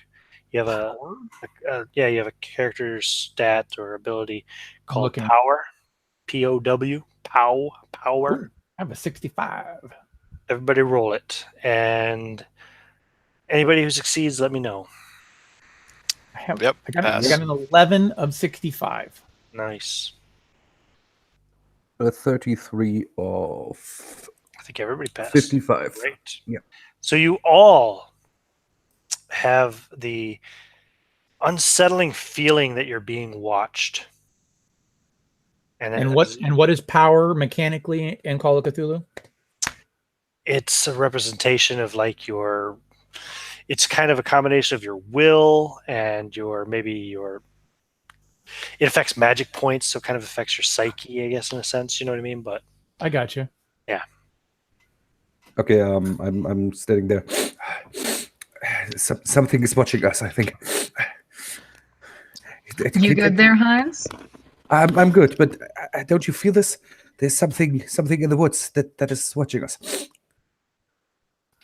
I think Benjamin would approach Heinz and like wipe his cheek, and then he would like whisper to him, "You missed a spot," and then he would walk away. What?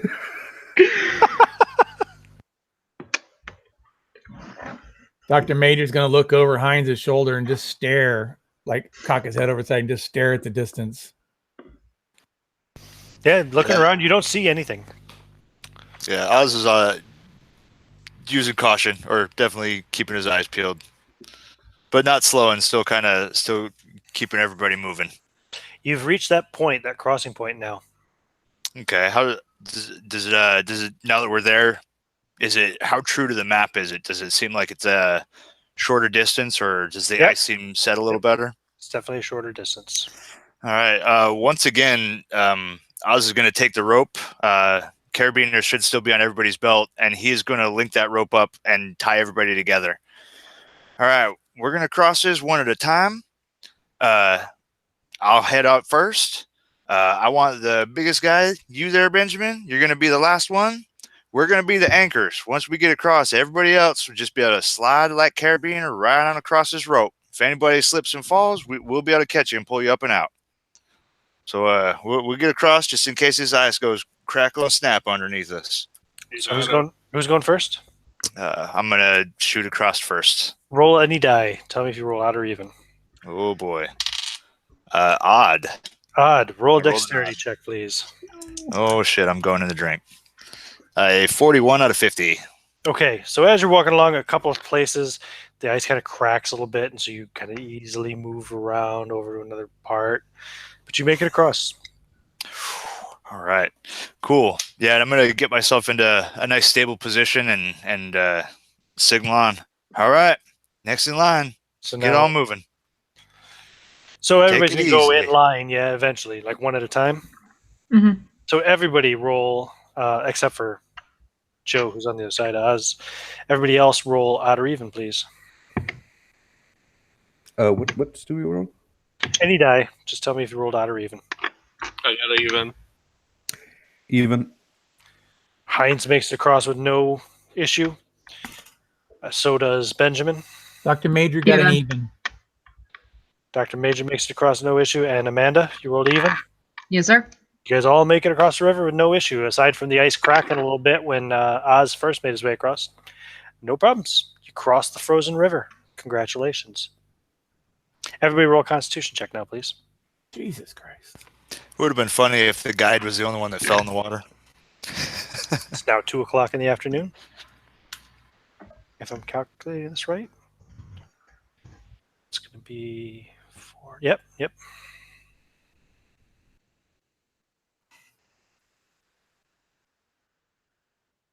Oh. Okay, so the only one who failed was Dr. Major. So Dr. Major, again, you're starting to feel the cold really seeping into you, and you're going to have that penalty die again on all dexterity checks now until you warm up again. Very good. Okay.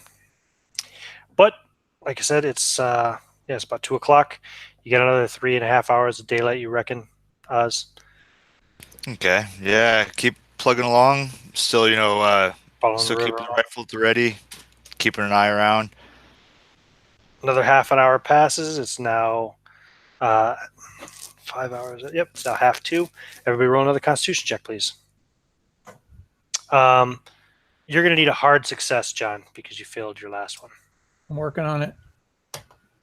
Nope, failed. Everybody else just needs a normal success. Okay, Heinz, you now have 1 level, so you also are a penalty die on all your dexterity checks as the cold is just getting to you again. Okay.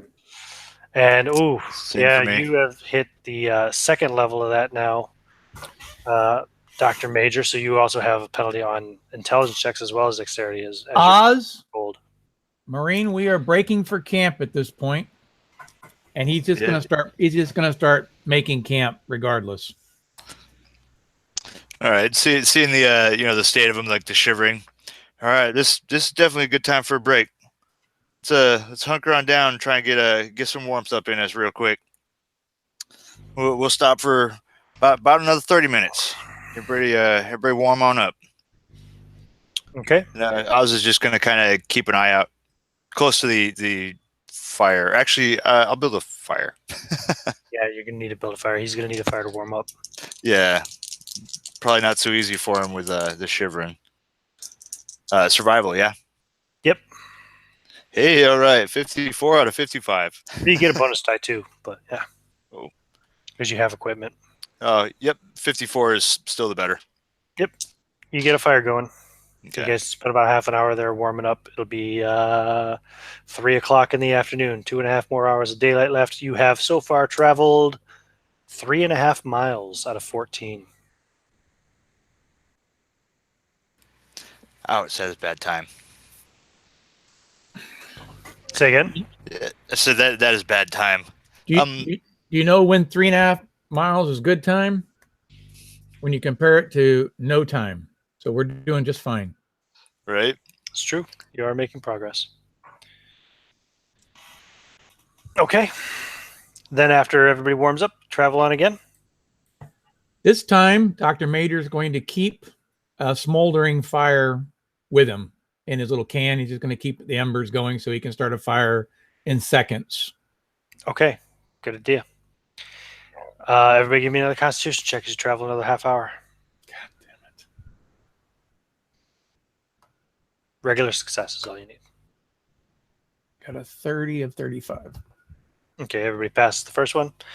So it's now half 3. Roll again up to 4 o'clock. God damn it. I thought sanity checks were a pain in the ass.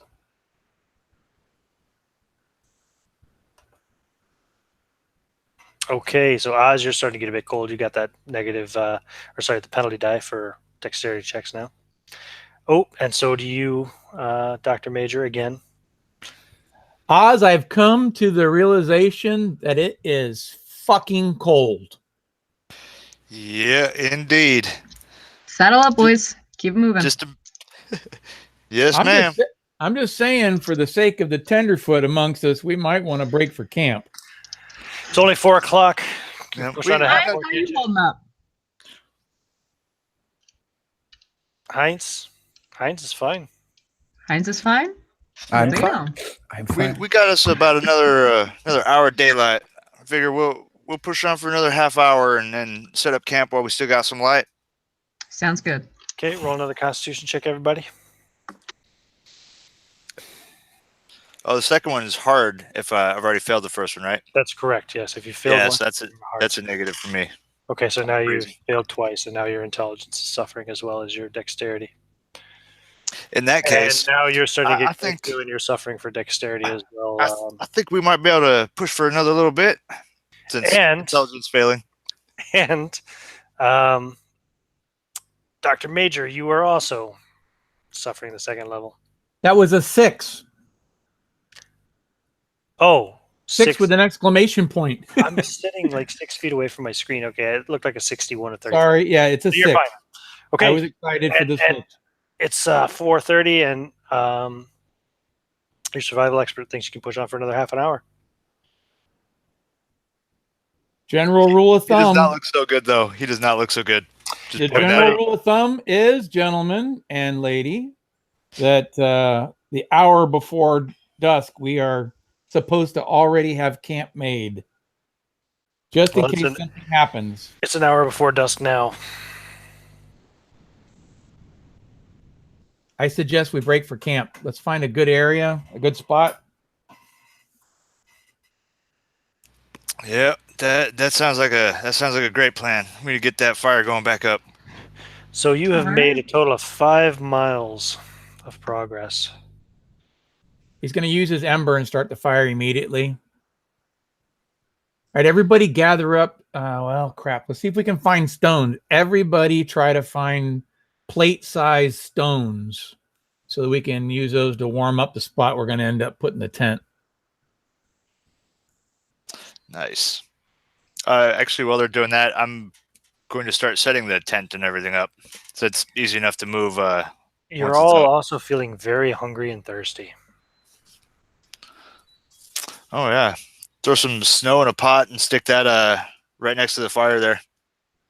Let's throw some more pine needles into the water there.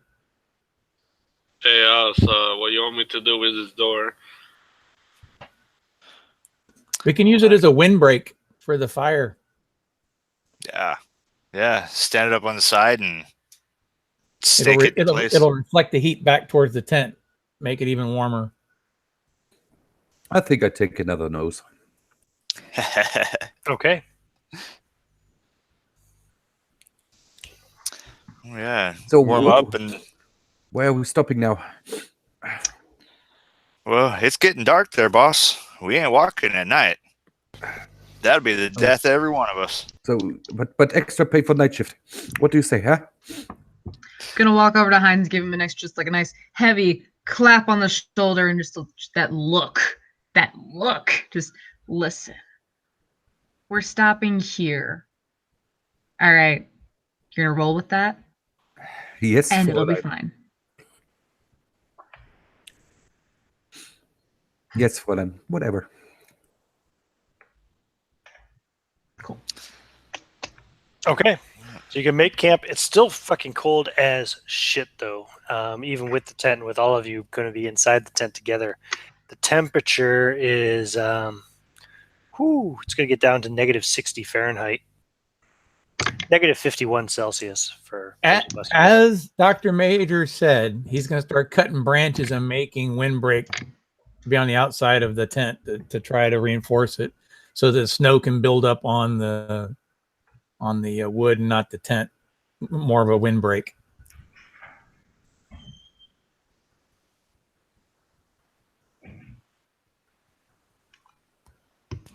Can I Okay. do my hand with that? Absolutely. Let's get that face over here and put him to work too. Heinz, come here. I got 57 reasons you should be helping us. What should I do? I have no idea what you're doing. I'm cutting the wood and stacking it up so that the wind doesn't blow on us. Not that tough. Yeah, then do Get this. over here. But he's just staying there. and- That's good. Try to put him to work. That'll help him keep warm, too. You know this will help you keep warm because if you stay in one spot, you're just going to freeze to death. In fact, you're looking a little pale. Yeah, but I never did the simple man's work. Now's an excellent time to Did you ever start. hear the tale about the grasshopper and the ants? Nope. The grasshopper thought he would just play all the time and not help the ants build camp. And the grasshopper didn't get to stay in the tent. So why don't you come over here and help stack wood? Yes, okay, I can.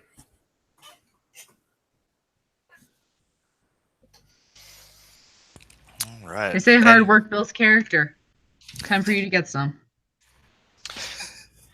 So, as the sun sets and the stars start to come out, you're going to get an aurora tonight.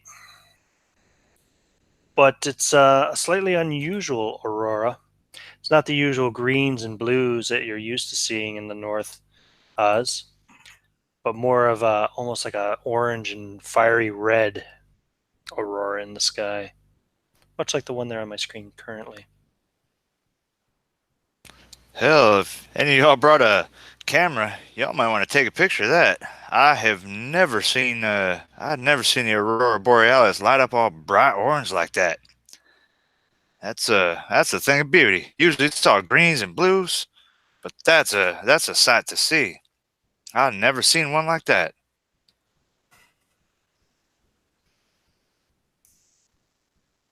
I don't look at the sky much. Sorry, Mom. That doesn't seem right. Doesn't seem normal. Well, lights in the sky, whatever. Is it that normal here in the north?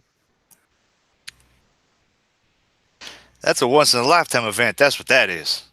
Just everybody soak that in for a minute. Uh-huh. Beautiful. As we're going through the branches and all stacking them up, he's also going to take a quick look to see if any of the green branches have pine nuts on them. A little extra something. Roll a survival check. I am doing that as we speak.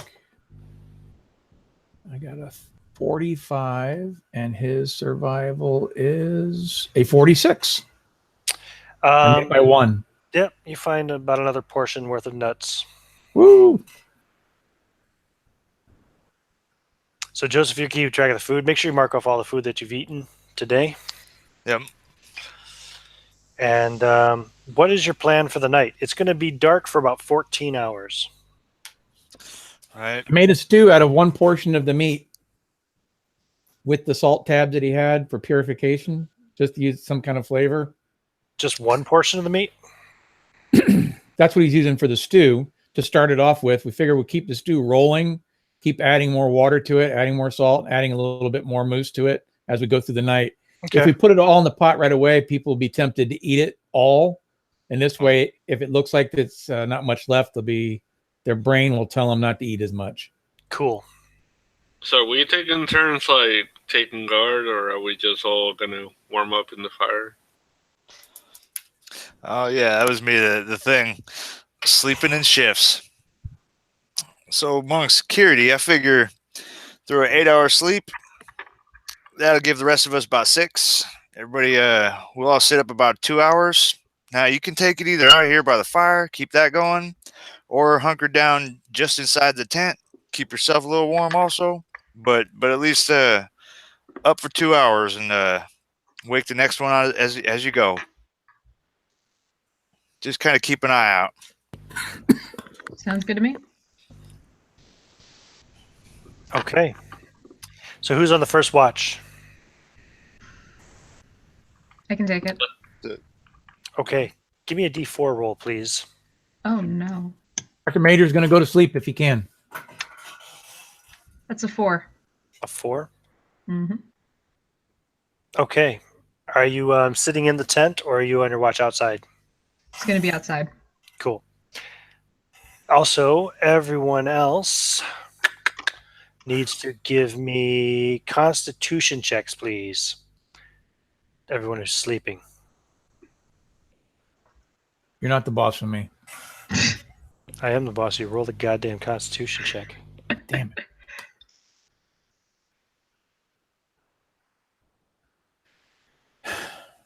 $41 of a 35. Okay, you do not get any sleep that first hour. Great. You're just it's too cold. You can't. You've never. I don't think even in the Marines you never slept in weather this cold. You know, even with the 4 of you currently bundled up together in this tent, you're still shivering. You have difficulty sleeping. Anybody else fail? Everybody. The other 3 all got an hour's worth of sleep. During your I failed too. Actually, oh, you failed too, so you did not get an hour's sleep. Go ahead and roll another one. The 4 of you who are sleeping. See if you sleep the second hour. Nope. Wide awake. Still wide awake. And during the second hour, also, Benjamin wakes up too, shivering. Major manages to fall asleep for the second hour, and man, Heinz has slept through the whole thing. Heinz is snoring away there. No. For the second shift, guarding, I would take it just to let Oz sleep, since, he was the one that was guiding us and everything. Right. So, Amanda, it's time for your watch to come to an end. However, since you've been outside, you didn't even realize it until you get back into the tent and you have a little bit of light going in there. Ask questions, I will answer. You can see a small portion on your fingertips are unnaturally white. It's not debilitating, but it's a bit, well, I would say it's sore, but it's not sore. It's more like it's numb. Onset of frostbite. Yeah. All right. Could have been. So that's the end of the watch, basically. Like I am Yep. set to go. It's time for you Cool. to try to get some sleep. So, Alrighty, I will do that. and Benjamin's awake when you come into the tent, so he's going to take the next watch. So, Benjamin, you can take your watch in the tent or out of the tent. Out of the tent. Out of the tent. Okay, give me a D4 roll, please. I got a 4 also. Okay, now everybody in the tent who's sleeping, roll 2 Constitution checks to see if you get any sleep during these 2 hours. Jesus. Pass one, fail one. You get 1 hour of sleep and 1 hour of restlessness again. Pass one, fail one. Amanda sleeps like a baby. Heinz sleeps 1 more hour and then also awake for an hour, and you get 1 hour's sleep in those 2 hours again as well, Dr. Major. So when it comes time for your shift to end, then Benjamin, you also are suffering a little bit of frostbite on your fingertips. Your ears have gone numb. I guess since when he's finished up, Oz is laying awake already anyway. So he goes ahead and volunteers to take the next one. Kind of notices his fingertips and says, "You stick them hands up underneath your armpits. That's one of the 2 warmer spots in your whole body. Up between your armpits or down in your crotch. Try and warm them hands back up." I don't think that's a good idea. He would be like this, like, like it smells. But he will, like, go by the fire and just, like, Even by the fire, man, it's fucking 51 Celsius below zero, 60 degrees Fahrenheit below zero with that wind. Yeah. So your watch time then, Oz, go ahead and give me a D4 roll, please.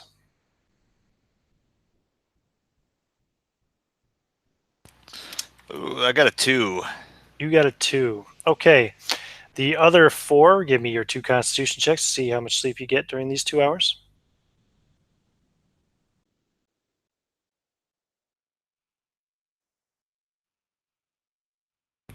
Man, Amanda, she's a good sleeper. Benjamin, he's sleeping well now too. It must be the frostbite. Everybody should try it. And okay, well, we'll check because John and Jens are both away from the keyboard for the moment. So I'll just tell you in the meantime, Amanda and Benjamin, you both have disturbing dreams of an immense humanoid shape, pale against the distant horizon. Its upper half partially shrouded in gray clouds, marking a dark silhouette. Its slow, deliberate strides carrying it across the land with frightening speed, despite its unhurried gait. It pauses to turn its notice to you, and you see 2 points of light visible in the shadow, like gleaming stars, like eyes.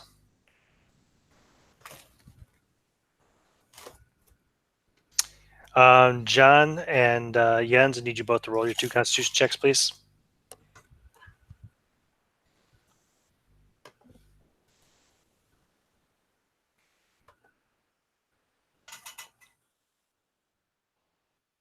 Did you guys get any sleep? Oh, yeah, Heinz is sleeping well. 2 passes. How about you, John? How's Dr. Major sleeping? 1 pass, 1 fail. 1 hour sleep, 1 fail. So you both also have this dream. Do you want me to describe it again, or did you hear it? No, I heard it. No, I didn't heard it. So you have disturbing dreams of an immense humanoid shape pale against the distant horizon. Its upper half partially shrouded in gray clouds, making a dark silhouette. Slow, deliberate strides carry it across the land with frightening speed, despite its unhurried gait. It pauses to turn its notice to you, and you can see where the head of the creature should be, 2 points of light visible in the shadow like gleaming stars or eyes. And then your watch is up, Oz. No frostbite for the survival expert. Oh, whew, lucky. Yeah, I go back, or I pop in, and if Doc is not awake, I'll give him a gentle rustle up. So I believe he's next. Yeah, he is awake too. He failed his second sleeping check. So He's I gonna hate pretend to be the bearer of bad to be news. asleep. Hate to be the bearer of bad news there, Pard. You're up. I'm pretty sure I had the first watch already. Nope, that was Boss. That was Manda. What? Then came Ben. Sure, I think it was the second watch then. That was Benjamin. All right. Come on, Boss. Marine All right. out there, son. He's gonna go out there, and when he gets out there, he's gonna look around the campfire where he had placed those stones, and he's gonna find one that's warm but not blazing hot, and roll that around his fingers and his gloves and all that, stay warm, and then replace it as it cools off. nice. Roll a d4 for me, and everybody else roll 2 Constitution checks. A D4. I got a 2. Okay. Okay, so it looks like Amanda got 2 more good hours of sleep. Heinz got 1, and Oz got 2 more hours of sleep, and Benjamin got 2 more hours of sleep. Most people are sleeping pretty good now at this point, and your watch passes uneventfully. You managed to keep, frostbite away, and your 2 hours pass without any other event, Dr. Major. Very good. I think that's the total of the watches. Did he have the last watch? We had 14 hours. No, 14 hours of darkness. I don't think you're going to sleep the whole time, but you're doing 2-hour watches. So that's 10 hours total. The only person who has taken a watch so far is Heinz. Well, he's already up, so and he thinks the pattern is going to hold for the hot rocks. So he's going to keep rotating the hot rocks, and he's going to take another stab at a watch. He's already up. Okay, gonna stay another couple hours. Okay, roll another d4 for me, John. All right, stand by. I got a 2. Okay, so as you're there taking your second watch, everybody else roll 2 more Constitution checks too, as well, please. Just keep in mind, for each success, you got an hour's sleep. For each failure, that was an hour wasted. In the middle of the night, while you're on watch, Dr. Major, you hear a terrible howling shriek in the distance. It sounds neither human nor beast that you've ever heard before. I'd like you to make a sanity check. And also, who failed? Oh, who else failed their second rolls? Only only Heinz. Heinz, you also hear it from inside the tent. So I need you and so Heinz and Dr. Major both need to make sanity checks, please. Two numbers are listed on the character sheet for sanity. I have a 65 and a 99. 99 is your maximum sanity. 65 is your current. Okay, I failed. very good. You failed. You lose 1 point of sanity as you hear this bizarre, like, howling shriek in the distance. It doesn't sound like anything you've ever heard before, except for maybe in like a horror movie or something. Just like you don't lose any sanity, Doc, since you passed your sanity check, but you've heard the sound as well. I ignore that the others are sleeping. I'm totally not. What was that? What was that? Have you heard this? Have you heard this? Just out of curiosity, That's gonna wake you all up. Does the sound match the same sound that I heard earlier in the day when we first got out of the plane? Roll a listen check for me. See how well. Roll a listen check, you said? Yeah, roll a listen check for me. All right, stand by. I am rolling. I got a 26. Let me go see what my lesson is. 1 second. Listen. Oh no, I failed it. It's a 20. I only have a 26. It sounded quite different. You don't think so? Okay. So Heinz woke everybody else up that was sleeping, correct? Yeah. He's going, what was that? Did you hear that? Damn it, Heinz! What there this have to hear the scream? No. It's probably Yeah. just you freaking out because of the Coke. Go to bed. Doc sticks his head in and says, Heinz, just coincidentally, it's your watch. Get up. Yeah, with the commotion, Oz jumps up with a 357 Magnum revolver out. What the? Oh, God damn it! Hey, what damn time is it right now? Puts the gun away. So that's it's about 4 o'clock in the morning. Yeah. About 57 minutes into Heinz's watch. Let's get going. About 3 My hours watch? before What? the sun rises. I don't have a weapon. I don't know the wilderness. What? I would give him my handgun, and then I would look at him, and I would say, "You're lucky that you're getting that. I should have gave you a knife instead." So Heinz, pro tip, don't point the end with the hole in it at yourself. Got it? Huh. And then just lay back down and try to go to sleep. Doc will take the gun in hand and he'll show him the safety, and he's going to click it to the safe mark and says, okay, now whenever you want to shoot, you just point and trigger and fire. Here you go. Okay. Oh, Heinz. I never had a weapon in my hand, so Just point the just barrel. don't point it at nothing you're not willing to destroy. That's about point it. it towards whatever you're going to shoot and pull the trigger. okay. But as we all stood our watches and we didn't shoot anything, you'll be just fine. Just stay near the fire. Okay. Okay. He goes outside the tent, and when the tent is closing, he sniffs the rest of the cocaine. Okay. You're wide awake for your watch. Yeah. Everybody who is sleeping now or trying to sleep, please roll your 2 Constitution checks. See if you get another hour or two's worth of sleep.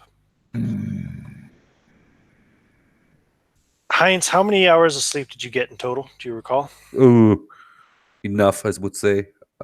6 or more? I had really good. Yeah, I think I had good rolls. Yeah. Okay. So you're well rested. You're not exhausted. During your watch, then, coming up on about 6 o'clock in the morning, you hear a rumbling like thunder in the distance. Okay. And it goes on for about a minute, and then it stops. Is it like a thunderstorm or? Yeah, you'd think maybe, but it was pretty constant. It lasted for like a minute. It was the longest rumble of thunder you ever heard in your life. Okay. Do I know from what direction it came, or? You think it came from the east, kind of towards those mountains, like From the mountains, okay. So it could be like I don't know how not you the call direction it. you're headed. Okay, I don't know how you call it in English, but when a lot of snow comes down the mountain. Yeah, if you had survival knowledge or anything of that sort, you might make that assumption. Yeah. But Heinz does not. Yeah. Okay. It's called an avalanche, by the way. Okay, he's just whispering in a direction of the tent. Hey, is somebody awake? Hey, is somebody Is it awake? Oh yeah, Oz is awake. Yeah, what's up there, boss? Have you heard this noise? This rumbling, thunderous noise? Oh, that's just an avalanche. It don't sound too close. Actually, does it sound close? Not too close, no, but you are pretty sure. Yeah, that was an avalanche. Yeah. Okay. doesn't sound close enough that like we should be. No, you're worried not in the about- path. Yeah. You're not sitting at the base of a big mountain or anything. Yeah, no, that's just natural. That sounds like just a big chunk of snow falling on down the side of a mountain. It'd be all right. Okay. It's far enough away. We're good. Okay, so I don't shoot in the direction of the rambling. It's about That'll make another one. it's about 6 o'clock in the morning. The sun will be coming up in about an hour and a half. So you might want to start getting breakfast ready. Oh yeah, jumps out and starts. See, I got 3 portions of moose left. One portion of nuts. So while Oz is working on breakfast and everybody else will be waking up, let's take a quick. I know some of you just got back from a bio break, but let's take another quick break. Anybody wants to use the restroom, smoke a bong, whatever you want to do. We'll be back in a couple minutes. Drugs are bad, okay? Yes, on both occasions. I'll be right back. Yep.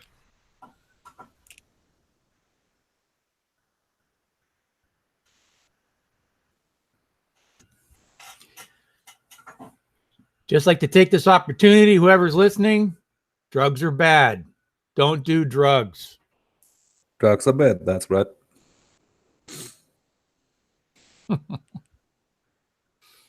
It's medication. Right? It's medication for the hard-working businessman. Right? Your English is phenomenal, by the way. Oh, thank you. I play with a lot of folks from GMT and GMT Plus, and believe me, of the Germans I've played with, which is about 4 in the last year, they've all had strong English skills, whereas people who spoke English in heavy dialects such as Scottish, I can't understand a freaking thing they say. And I do have hearing damage from being in the military, but still, like I get on there with Czechs, I can't understand anything that he says. It's just a bunch of rambling. Okay.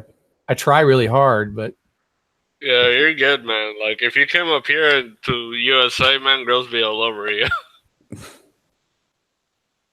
right? or guys, whichever you. Hey, whatever floats your boat, right? Oh, the girls. No, very strong English. In case you were wondering, you were noting it earlier, but very strong. I just try to speak as good as I can, but the problem is sometimes I forget a word and I just try to describe it.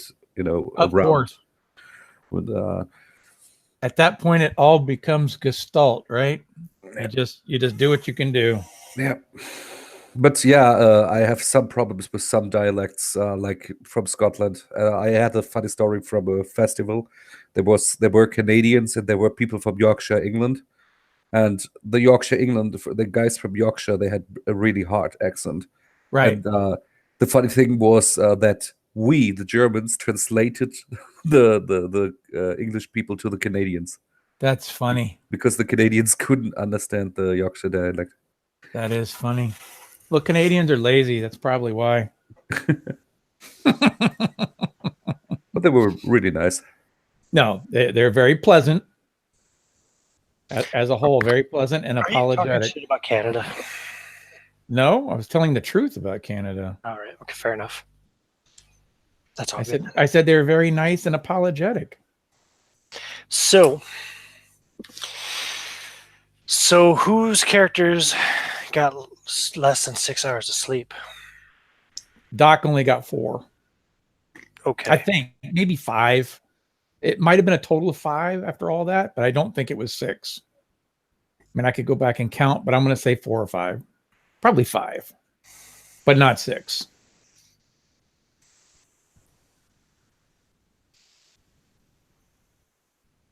Oh, crap. There were a lot of checks. Let me go back and look. No, it's okay. I'm looking. Hold on. He had his check-in like every hour. So of the 14 hours, he was up for 4. So you figure there were 10 sets of 2. Okay. You've got 1 level of exhaustion. I'll just take it. Means you're going to get a penalty die on all skill checks. Yay. I'll sleep when we get to the. Did anyone else get less than 6 hours of good sleep? Did anyone else succeed at less than 6 Constitution checks during their sleep during the night? That should. I had 6 hours of sleep because only the last 2 hours I had the. Yep, that's good. The watch. Yeah, I only failed once, I believe. Okay, if you got 6 hours in, that's no problem. You guys had a total of 12 hours of time to sleep, basically, but yeah. Oh, yeah, Amanda slept like a baby, aside from the nightmares. Cool. So the only one who's exhausted in the morning is Dr. Major. He just did not sleep well. So you guys can have your breakfast and everything before the sun even comes up. So when the sun rises and starts to warm up a bit, you guys can start moving if you like. 7:30. Are we still? Is everybody? Oh, we're waiting for Joseph to get back, aren't we? Yeah. So Heinz is already back in the tent, right? What Doc will do is when everybody else is getting up and getting their shit together, he's gonna eat something real quick and he's just gonna try to catch a cat nap. Okay. Whether it helps or not, he's gonna try. Yep. Roll a Just Constitution check. In the Marine Corps, I fell asleep on a 2x4 once. I leaned it across 2 trees. So, Roll a Constitution check. oh sure, hold on.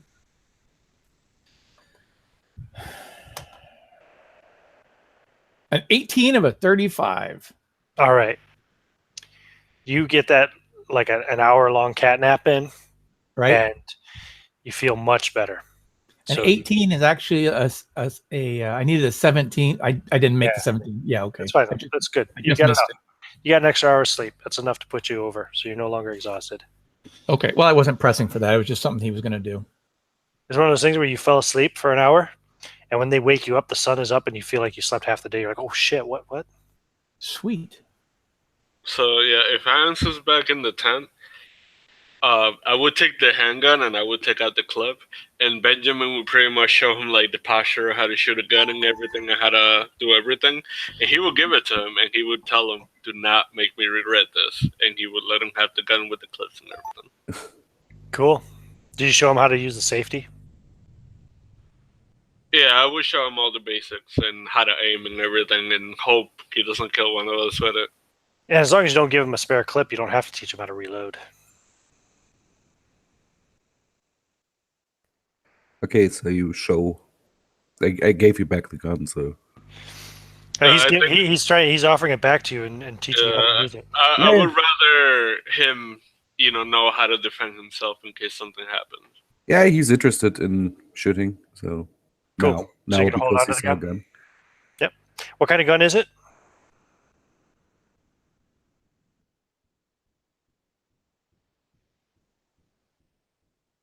It says 45 1911. Nice. That's a good gun. That's a great gun. But you didn't touch my rifle. One of the best handguns ever made. They've been around over 100 years and they still use them.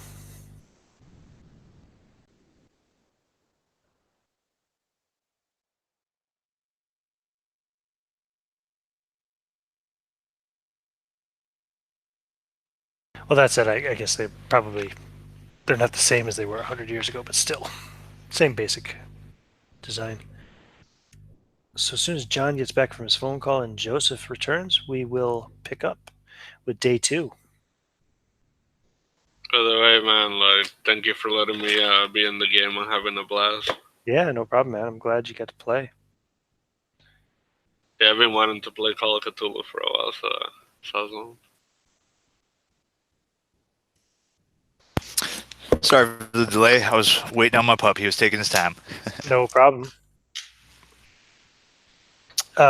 John should be back momentarily if he's not back already. So I'll just. So following one of the most uncomfortable and deeply unsettling nights you've ever experienced, the morning light fills you with a slight bit of optimism. As you gather your gear and break camp, you can see the pipeline stretching to the north. You think another day of hard travel might get you to the pumping station if you don't run into any problems. You got 9 miles to go. All right, folks. Get as much food in as you can. we'll definitely be stopping a bit more on the way.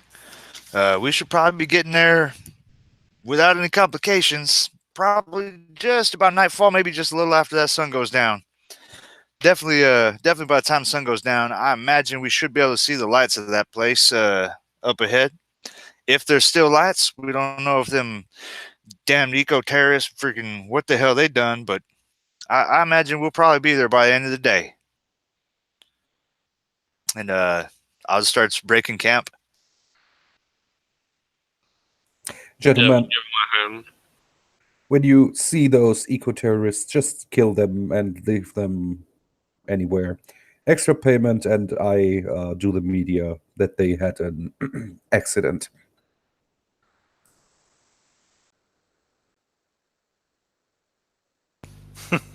Dodgy bastard. And when you when you see some eco hippie guys, kill them too. Accident. Well, I'll leave that to security. I ain't about to fire on nobody unless they fire on me first. But if they draw, it's all over. Well, Hans, you have a gun now, so you can do all the shooting. We can watch. Yeah. Maybe when I get attacked, but I hope that I don't get attacked because of you, guys. That's right, your security. What's he paying you for? Not that he's actually paying you. I mean, it's all coming from some, accountant in Exxon. Somebody made a comment earlier about Heinz not being the only executive in the company. Heinz isn't even an executive; he's a PR guy. he's just playing as he's bigger than he is. I'm sorry, y'all. I was helping out this one of my last client from the big hurricane. I was helping him out, and he's got a It's cool. freaking $1 million house. I'm helping him refit. He just had an idea. Sorry, go ahead. 8 o'clock in the morning. You've been traveling for half an hour. Everybody roll a Constitution check, please. Sweet. Regular Constitution check. A 2 and a 21.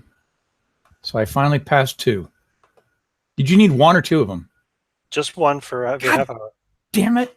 That's okay. You can save that one for your second half hour then. Woo. Nobody failed the first half hour. Good. Second half hour, everybody roll again. It's now 8:30. You've traveled a mile.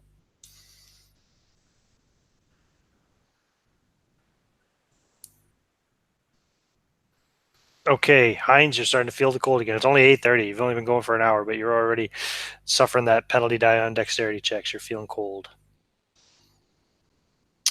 Another half an hour will bring us up to 9 o'clock. Everybody roll again.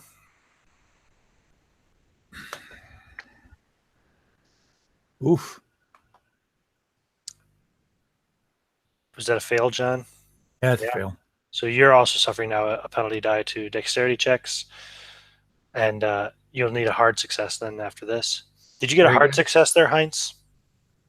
Or just No hard success. Hard. Okay, you need a hard one because you failed one already. So you're also now at negative a penalty die for intelligence checks as well. Okay.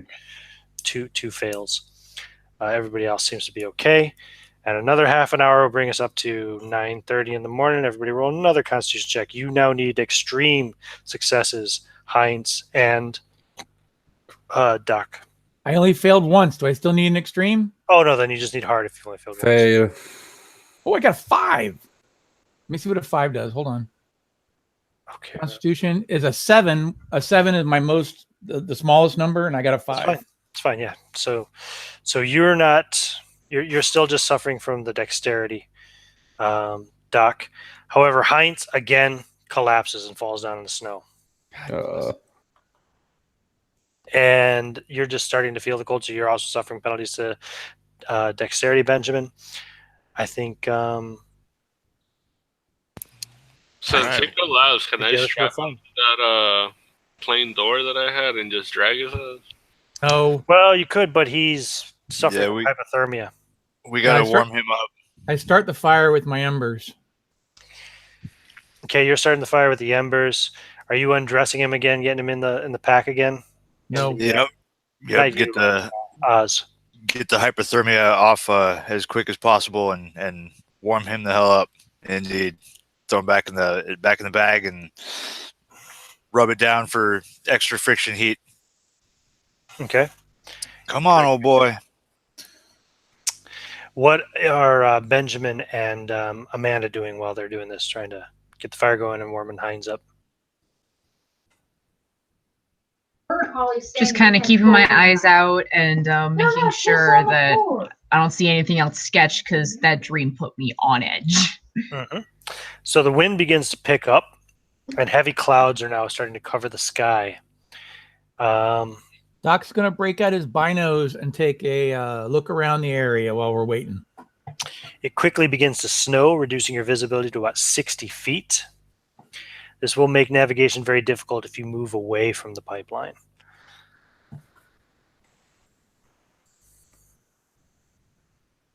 So you're going to spend a half an hour warming Heinz up, and you guys all warm up as well. Probably makes sense. Right. That'll bring us up to about 10 o'clock in the morning by the time you're all warm again, and Heinz, everybody's back to normal and can try to travel again. Okay. Well, visibility is starting to get a little south of where I'd like it to be. As long as we just keep hugging this river line for a while, and he checking his compass readings. We should be all right. I know the river's gonna take a turn to the north up a ways. When it does that, we'll be getting in right close to that pumping station. So we'll be doing our best here on visibility. Okay. So then you can move another. What is the state of where we are? Are we like heavy, dense with the tree line around us? Are we open? What's the situation? Yeah, there's a lot of trees around. Actually, it'd be back to kind of more like this kind of scenario again. But you're closer to the river, so it's not as you're not in the thick of the trees, but they're all nearby. Maybe we could try carrying ye old classic torches and let the ambient heat that would radiate from the torch that maybe give us a little bit of a boost to if you need to stop for a minute, you could warm up your fingers and toes and so forth. Fingers and your fingers in your face and all with that heat being right on you. Sure. You want to spend a half an hour preparing, getting the torches ready? Yes. No problem. You can do that while you got your fire going. That's a good idea. I'll give you guys all bonus dice for the next half hour. So roll another Constitution check.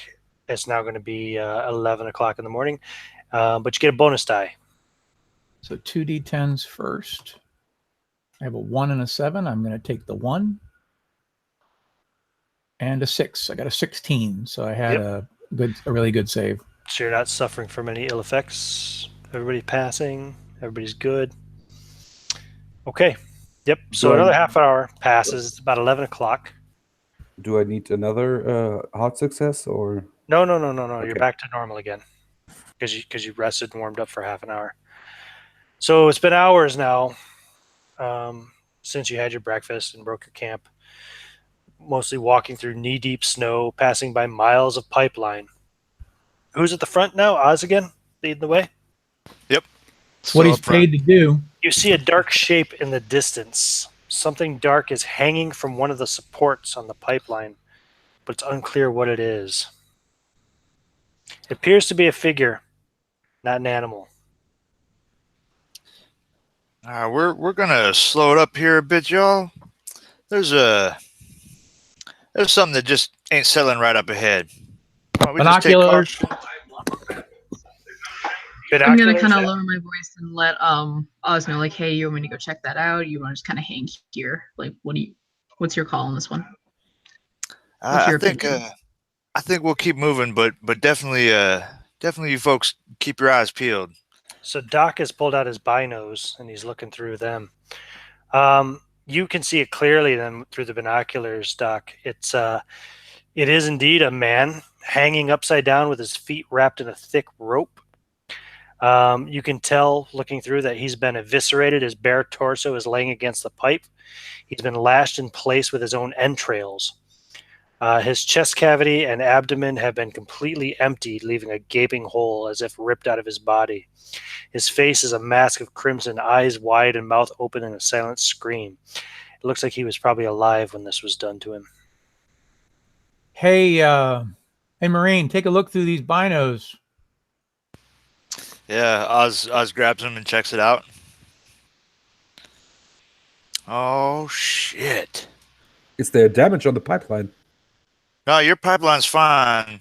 Hey there, Doc, Amanda, Ben. Why don't you all keep well, safety's off and just keep your eyes out. I think them terrorists did some fucked up shit. You'll have to pardon my French, but yeah, you need to keep your eyes open right quick and hot. Hey, Doc's gonna hand the binos to the other Marine. What's her hey, name? Roger. hey, Hines, you stay close, Hines.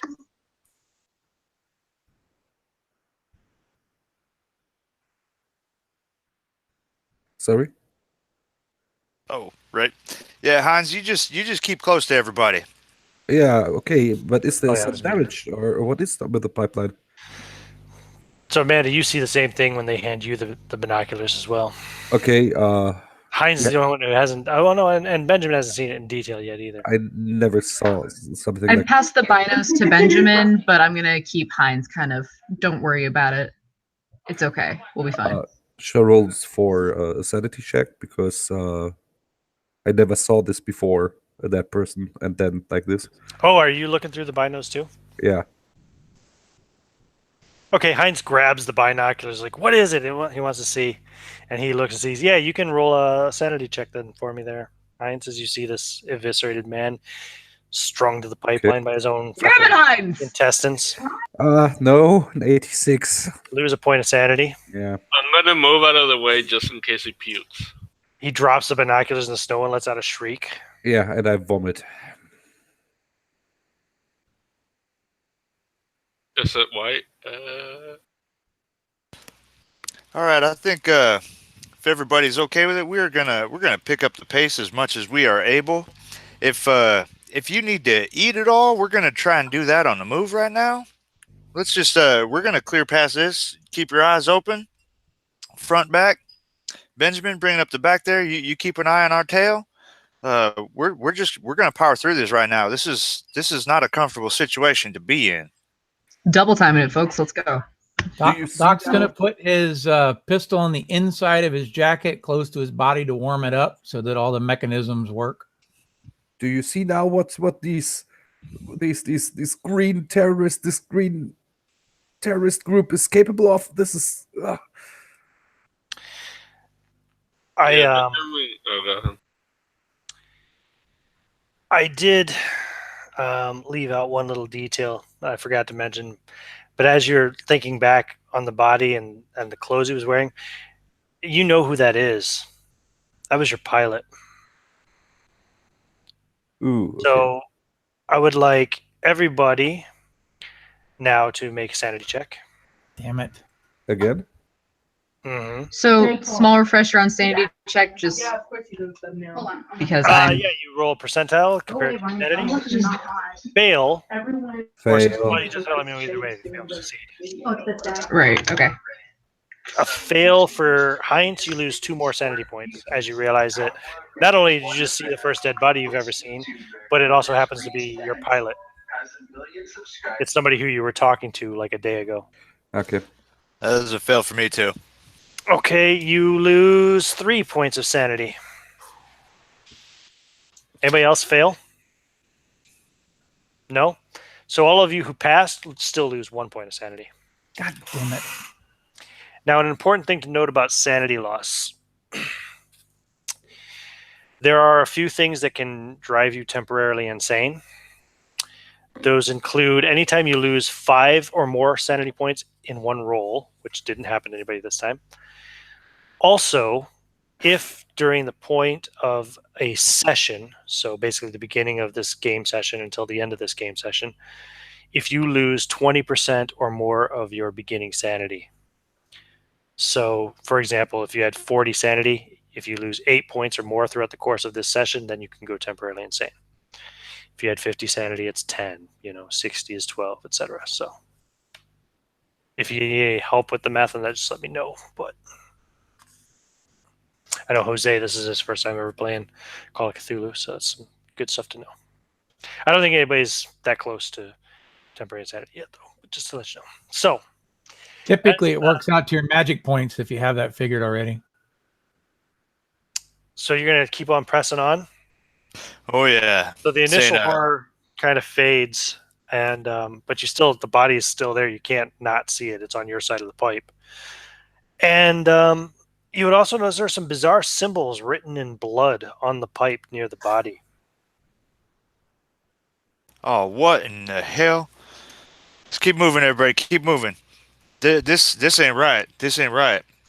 Somebody had to have moved all night long, which means they was back with us at that plane crash, and they moved all through the night to get him up ahead of us. I told you somebody's watching us. Steady on now. Oz, you were the first one to wake up, right? Yeah. You remember when you did wake up, the first thing you heard was distant screams. Might have been the pilot. Must have been the pilot, right? Had to have been. Had to have been.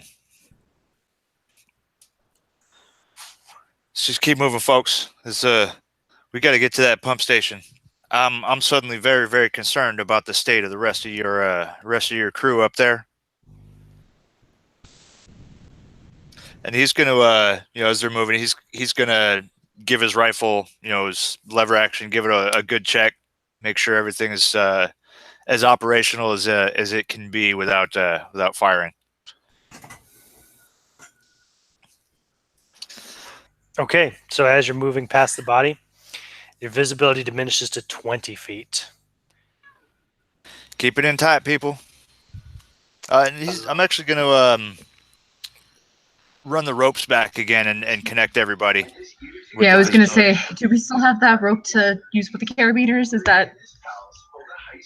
Yeah, we're definitely doing that, so everybody stays Hell together. yeah. I would keep my hand right on the back of Heinz. Not that I'm worried about him, I just want to make sure that, especially with less visibility, that we stick together and that he doesn't freak out. Sure. All right, as long as everybody's... Everybody give me another Constitution check. Remember, if you're at 1 level, then you need to make a hard success. If you're at 2 levels, you need to make a extreme success. Doc passed. Everybody passed. Good. You make it to 11:30 with no further issue. Visibility is still bad. I need the survivalist at the front to give me a what is it? A navigation check. Okay. Oh, of course. I rolled an 83 out of 40. Okay. You realize you've lost sight of the pipeline. You're not exactly sure how. And you get lost for about half an hour trying to find a way back to where the river and the pipeline is. But you do eventually find it back by about 12 o'clock. You're back on target. Okay. Everybody roll another Constitution check during that half hour of trying to make your way back and figure out where the pipe was. Pass, but just barely. You're basically in whiteout conditions now, so. Yeah, I'm going to start referring frequently to the compass, making sure that we're still generally heading in that, what is it? I guess we're going east by northeast, northeast-ish. Okay, another half hour will pass. It takes us up to 12:30. Constitution checks for everyone, please. And another navigation check, this time with a bonus die, though, from the survival guide. All right, passed Constitution. Oh, yeah, I got a 40 on 40. So I pass on the navigation. Nice. You don't get lost this time. Are we still maintaining a bonus because of the fire? Yes. I'm sorry. You should get bonus dice on your Constitution. Let me do that real quick. Thanks for reminding me, John. Okay, that makes it a 20. So cool. I pass. So still everybody's passed again. Good. Okay, another half an hour. Same again. Give me Constitution checks and a navigation check, all with bonus dice. Nobody's failed anything yet, so everything's a normal success. I passed both, but I actually got an extreme success on navigation this time. Nice. Yeah, I rolled a 3, and my extreme is 8. So, woo. Very good. It is now. Now we're going to be coming up on 1:30 in the afternoon. Everybody give me another Constitution check, and you can give me another navigation check then as well, Joe. Bonus dice for all. Either way, with the bonus dice with navigation, it's an 18 either way. And I failed my con. An 18 still a pass though on navigation, right? Oh yeah, it's totally a pass. But you failed your con, so now you're at a penalty die for dexterity checks as the hypothermia is starting to set in. It is about, let's see, 6, so it's about 1:30 in the afternoon. And everyone make listen checks, please.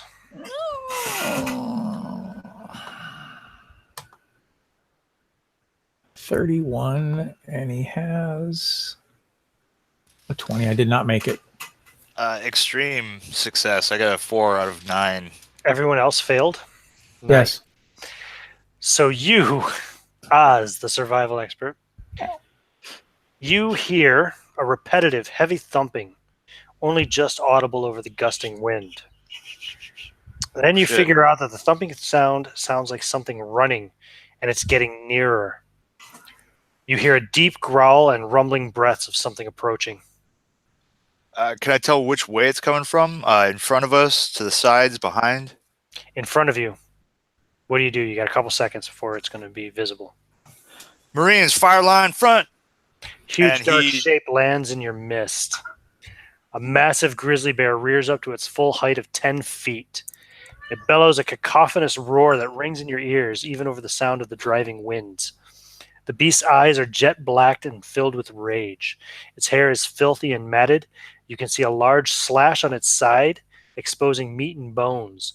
The blood is congealed into a black, seeping clot. It shakes its head violently, letting out an unnatural scream as it lunges forward. So, I should have written this down earlier.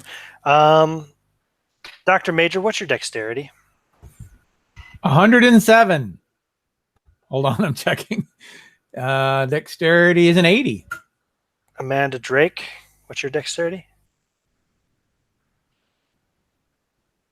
70. 70. Heinz Krupp, what is your dexterity? Look, 35. 35? Wow. Oscar Goodwin? I'm at 50. And Benjamin Shepard, With what's your penalty right dexterity? 65. 65. This is just for initiative purposes. Okay. So, Doc, you're going to get to act first. Doc has a one of the things that he had in his little survival kit was an air horn. He's going to pull the air horn out and blast it, which is a known bear deterrent. Whether this is a crazy bear or not, that's up in the air. This is what he's supposed to do with a bear. Okay. So that's what he's going to do. The bear does not seem deterred. Of course. Next in initiative is going to be Amanda.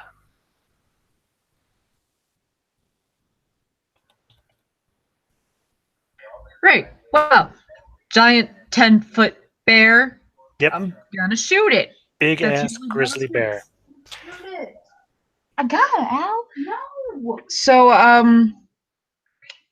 gonna use the assault rifle, I suppose, Okay. because that would be what I would have out most likely. Yeah. Yep. You got an M16. Hell yeah. So it has a rate of fire, I think, of 2, right? Round M16? 2 or burst, yeah. 2 or burst, right? So you can fire 2 rounds, accurately. Mhm. Or if Sounds you want to burst, I can't remember how burst works. Actually, I should have looked that up. Damn it. Oh well. Okay, go ahead and make 2 attack rolls.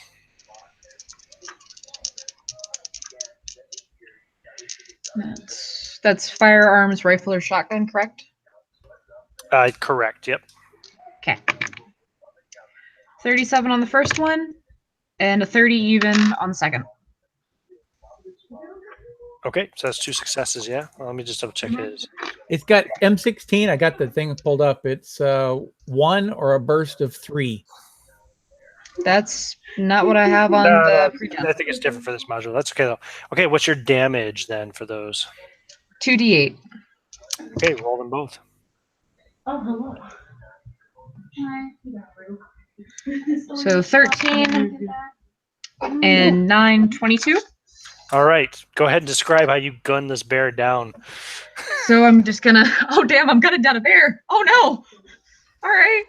So I'm just gonna heft up the M16, just brace myself, and just squeeze the trigger, breathe in, pull it back the rest of the way, breathe out, and just hope for the best. And she plugs it very accurately. Every shot hits, and the bear goes down before it can attempt to take a bite out of poor old Oz, who it was going for there.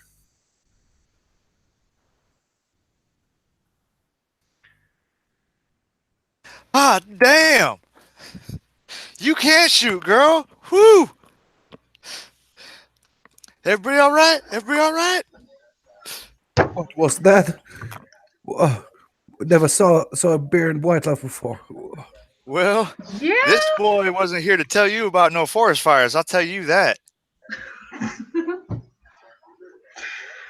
And the wind is picking up even more. I mean, it's still pretty much whiteout conditions. You can't see more than 20 yards. It's cold. Oh, before we press on, I'm going to check out the condition of the bear and see about possibly cutting some meat from that in case we need it. Oh yeah, you can get a lot of meat off of that. Oh yeah, I'll spend some time and get a couple more portions, at least enough for one meal for everybody. So I'll only go for like 5 portions. Okay. You can do Doc's that. also No going problem. to check out. Doc's also going to check the bear out, but he's going to be looking at the face. He doesn't know a lot about bears, but he knows a lot about sickness. He's going to see if there's anything going on with the eyes or the nose or the tongue or anything. It doesn't look well.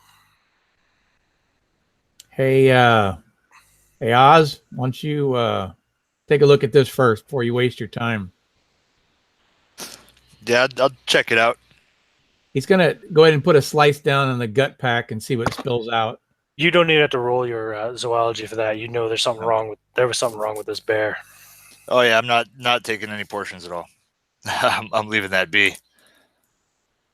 Oh, this don't look right. Something's affected this thing.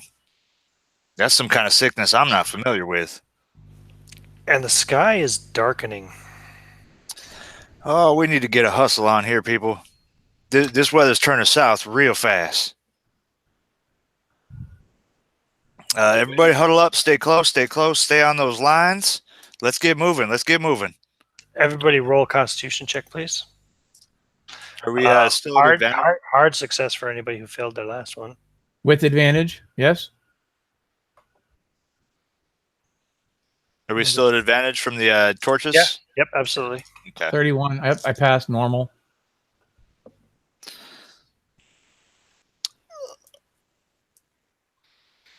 Oh yeah, 27 out of 32 made the hard check. Okay. Good. Press on for another half an hour. Indeed. And definitely still on guard. Little on edge from the bear. Good. Give me another navigation check, please, with your bonus for your compass and all. Oh yeah, 2. Good. It's extreme. Made that one. Good. That brings us up to, let's see here, it's 7 hours. Yeah, it's about 1:30 in the afternoon. So we'll roll up to 3 o'clock. Everybody make another constitution check and another navigation check.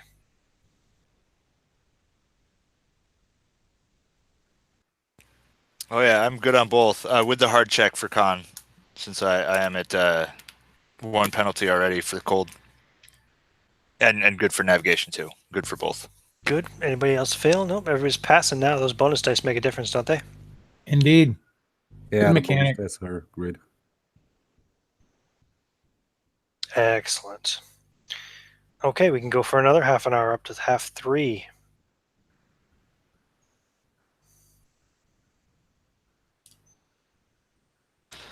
Good on navigation. I failed my con. Okay, so that's your second fail, right? So now you're suffering from intelligence as well.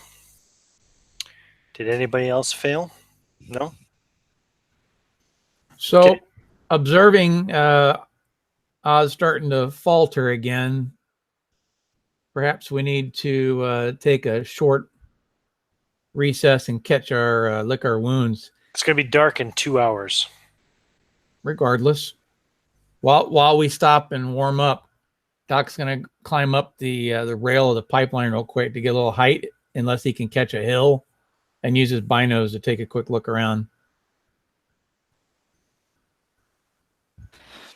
Yeah, unfortunately, they don't help much in all the whiteout conditions. Even with the binoculars, you can't see very far through the snow and the wind.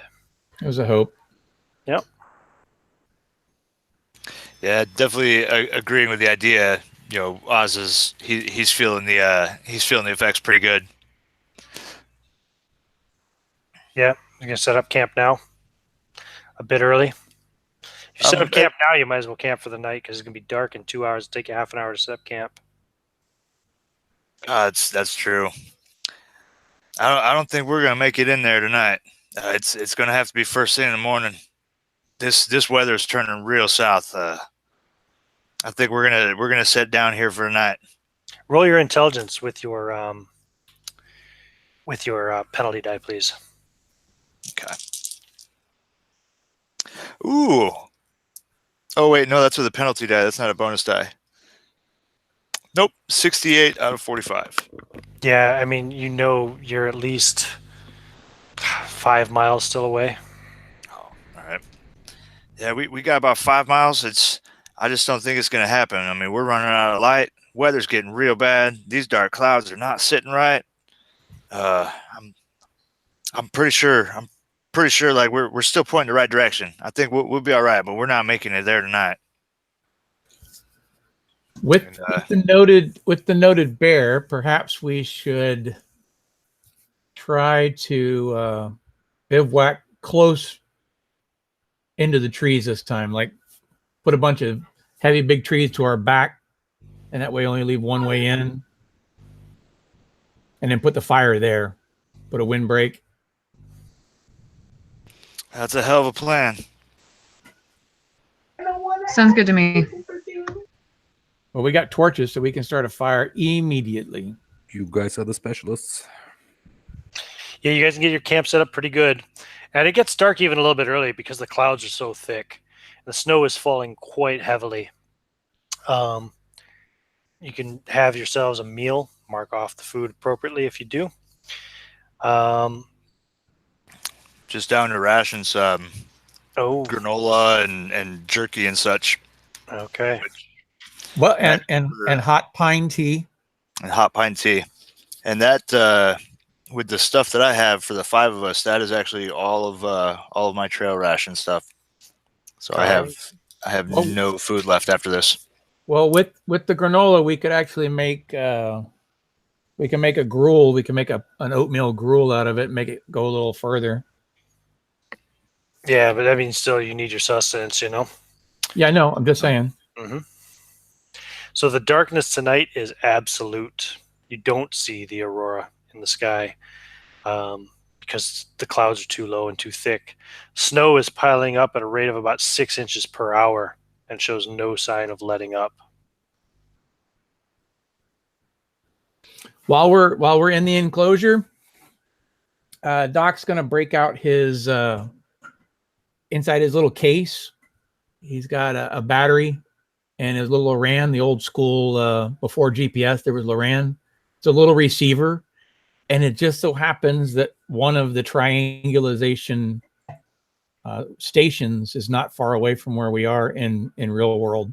So if it's operational, which they're always operational, he's going to try to catch a ping to see if he can get an exact mark on a map where we are. Okay.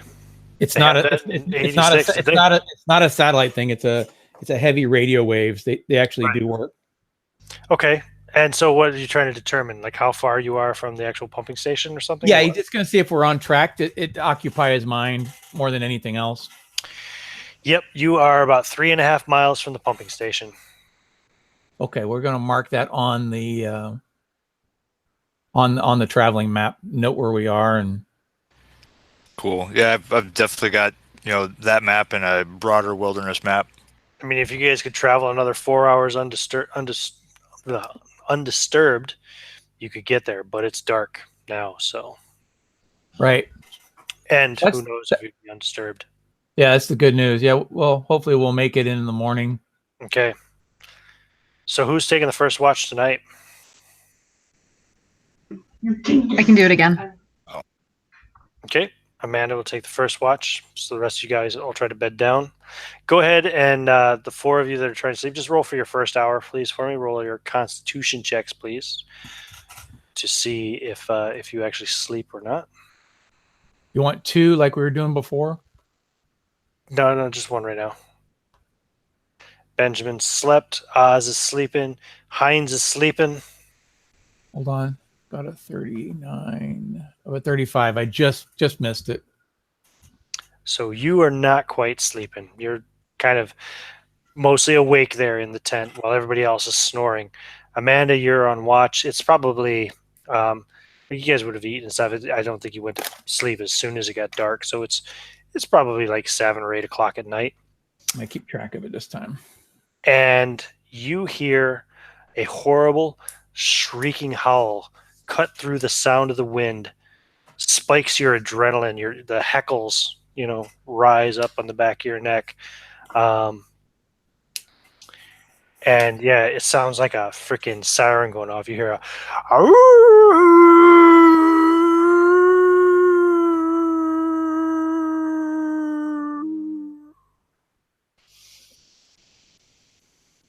it's unlike anything you've ever heard before. Give me a sanity check. John, you can roll 2 since you heard it. You were awake.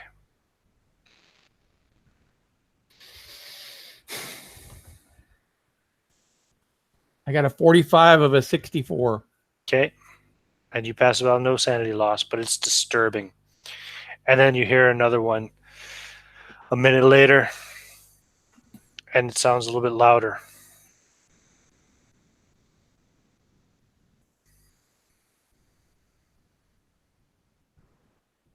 And a minute later, you hear another one. It's just aesthetic. I would use that. And it's getting closer. And I think that's where we'll wrap up for the night. That's the hell of a Like at this point, I'm gonna go wake up Oz. Like, hey, listen, we gotta go now. Yeah, man, shit was about to go down. That's a hell of a cliffhanger. Yeah. As dozens of little children's handprints beat on the outside of the tent. All right, guys. Man. So the plan is to try to do this again, I think, in 2 weeks. Would that work Very for good. everybody? Yeah. Totally. Yeah, I mean, Let me double check the calendar real quick. Yeah, 2 weeks. I'm good. Cool. Actually, So on the 12th. hold on. So Let me say double check Friday the the 12th? I might even, I don't know, might even be able to do next week, depending on if you guys can. I don't know. Let me just double check real quick my events thing. Ez is shaking her head no. No? Okay, 2 weeks. Yeah, I can't do the 5th. Sorry. I can do the 3rd because I'm going out of state. Yeah, let's do 2 weeks then. So whatever, Okay. 2 weeks from today. So the 12th? Yeah, Sure. October 12th. So Pipeline Part 2. Brilliant. Thanks for All right. playing, and thanks. to Same everybody who time? watched. I'm just going to end the broadcast now. Yeah, it'll be the same time, Okay. because I do work on Friday, so I have to do it after work. But yeah, I'll end the broadcast, but we'll do this again in same time in 2 weeks.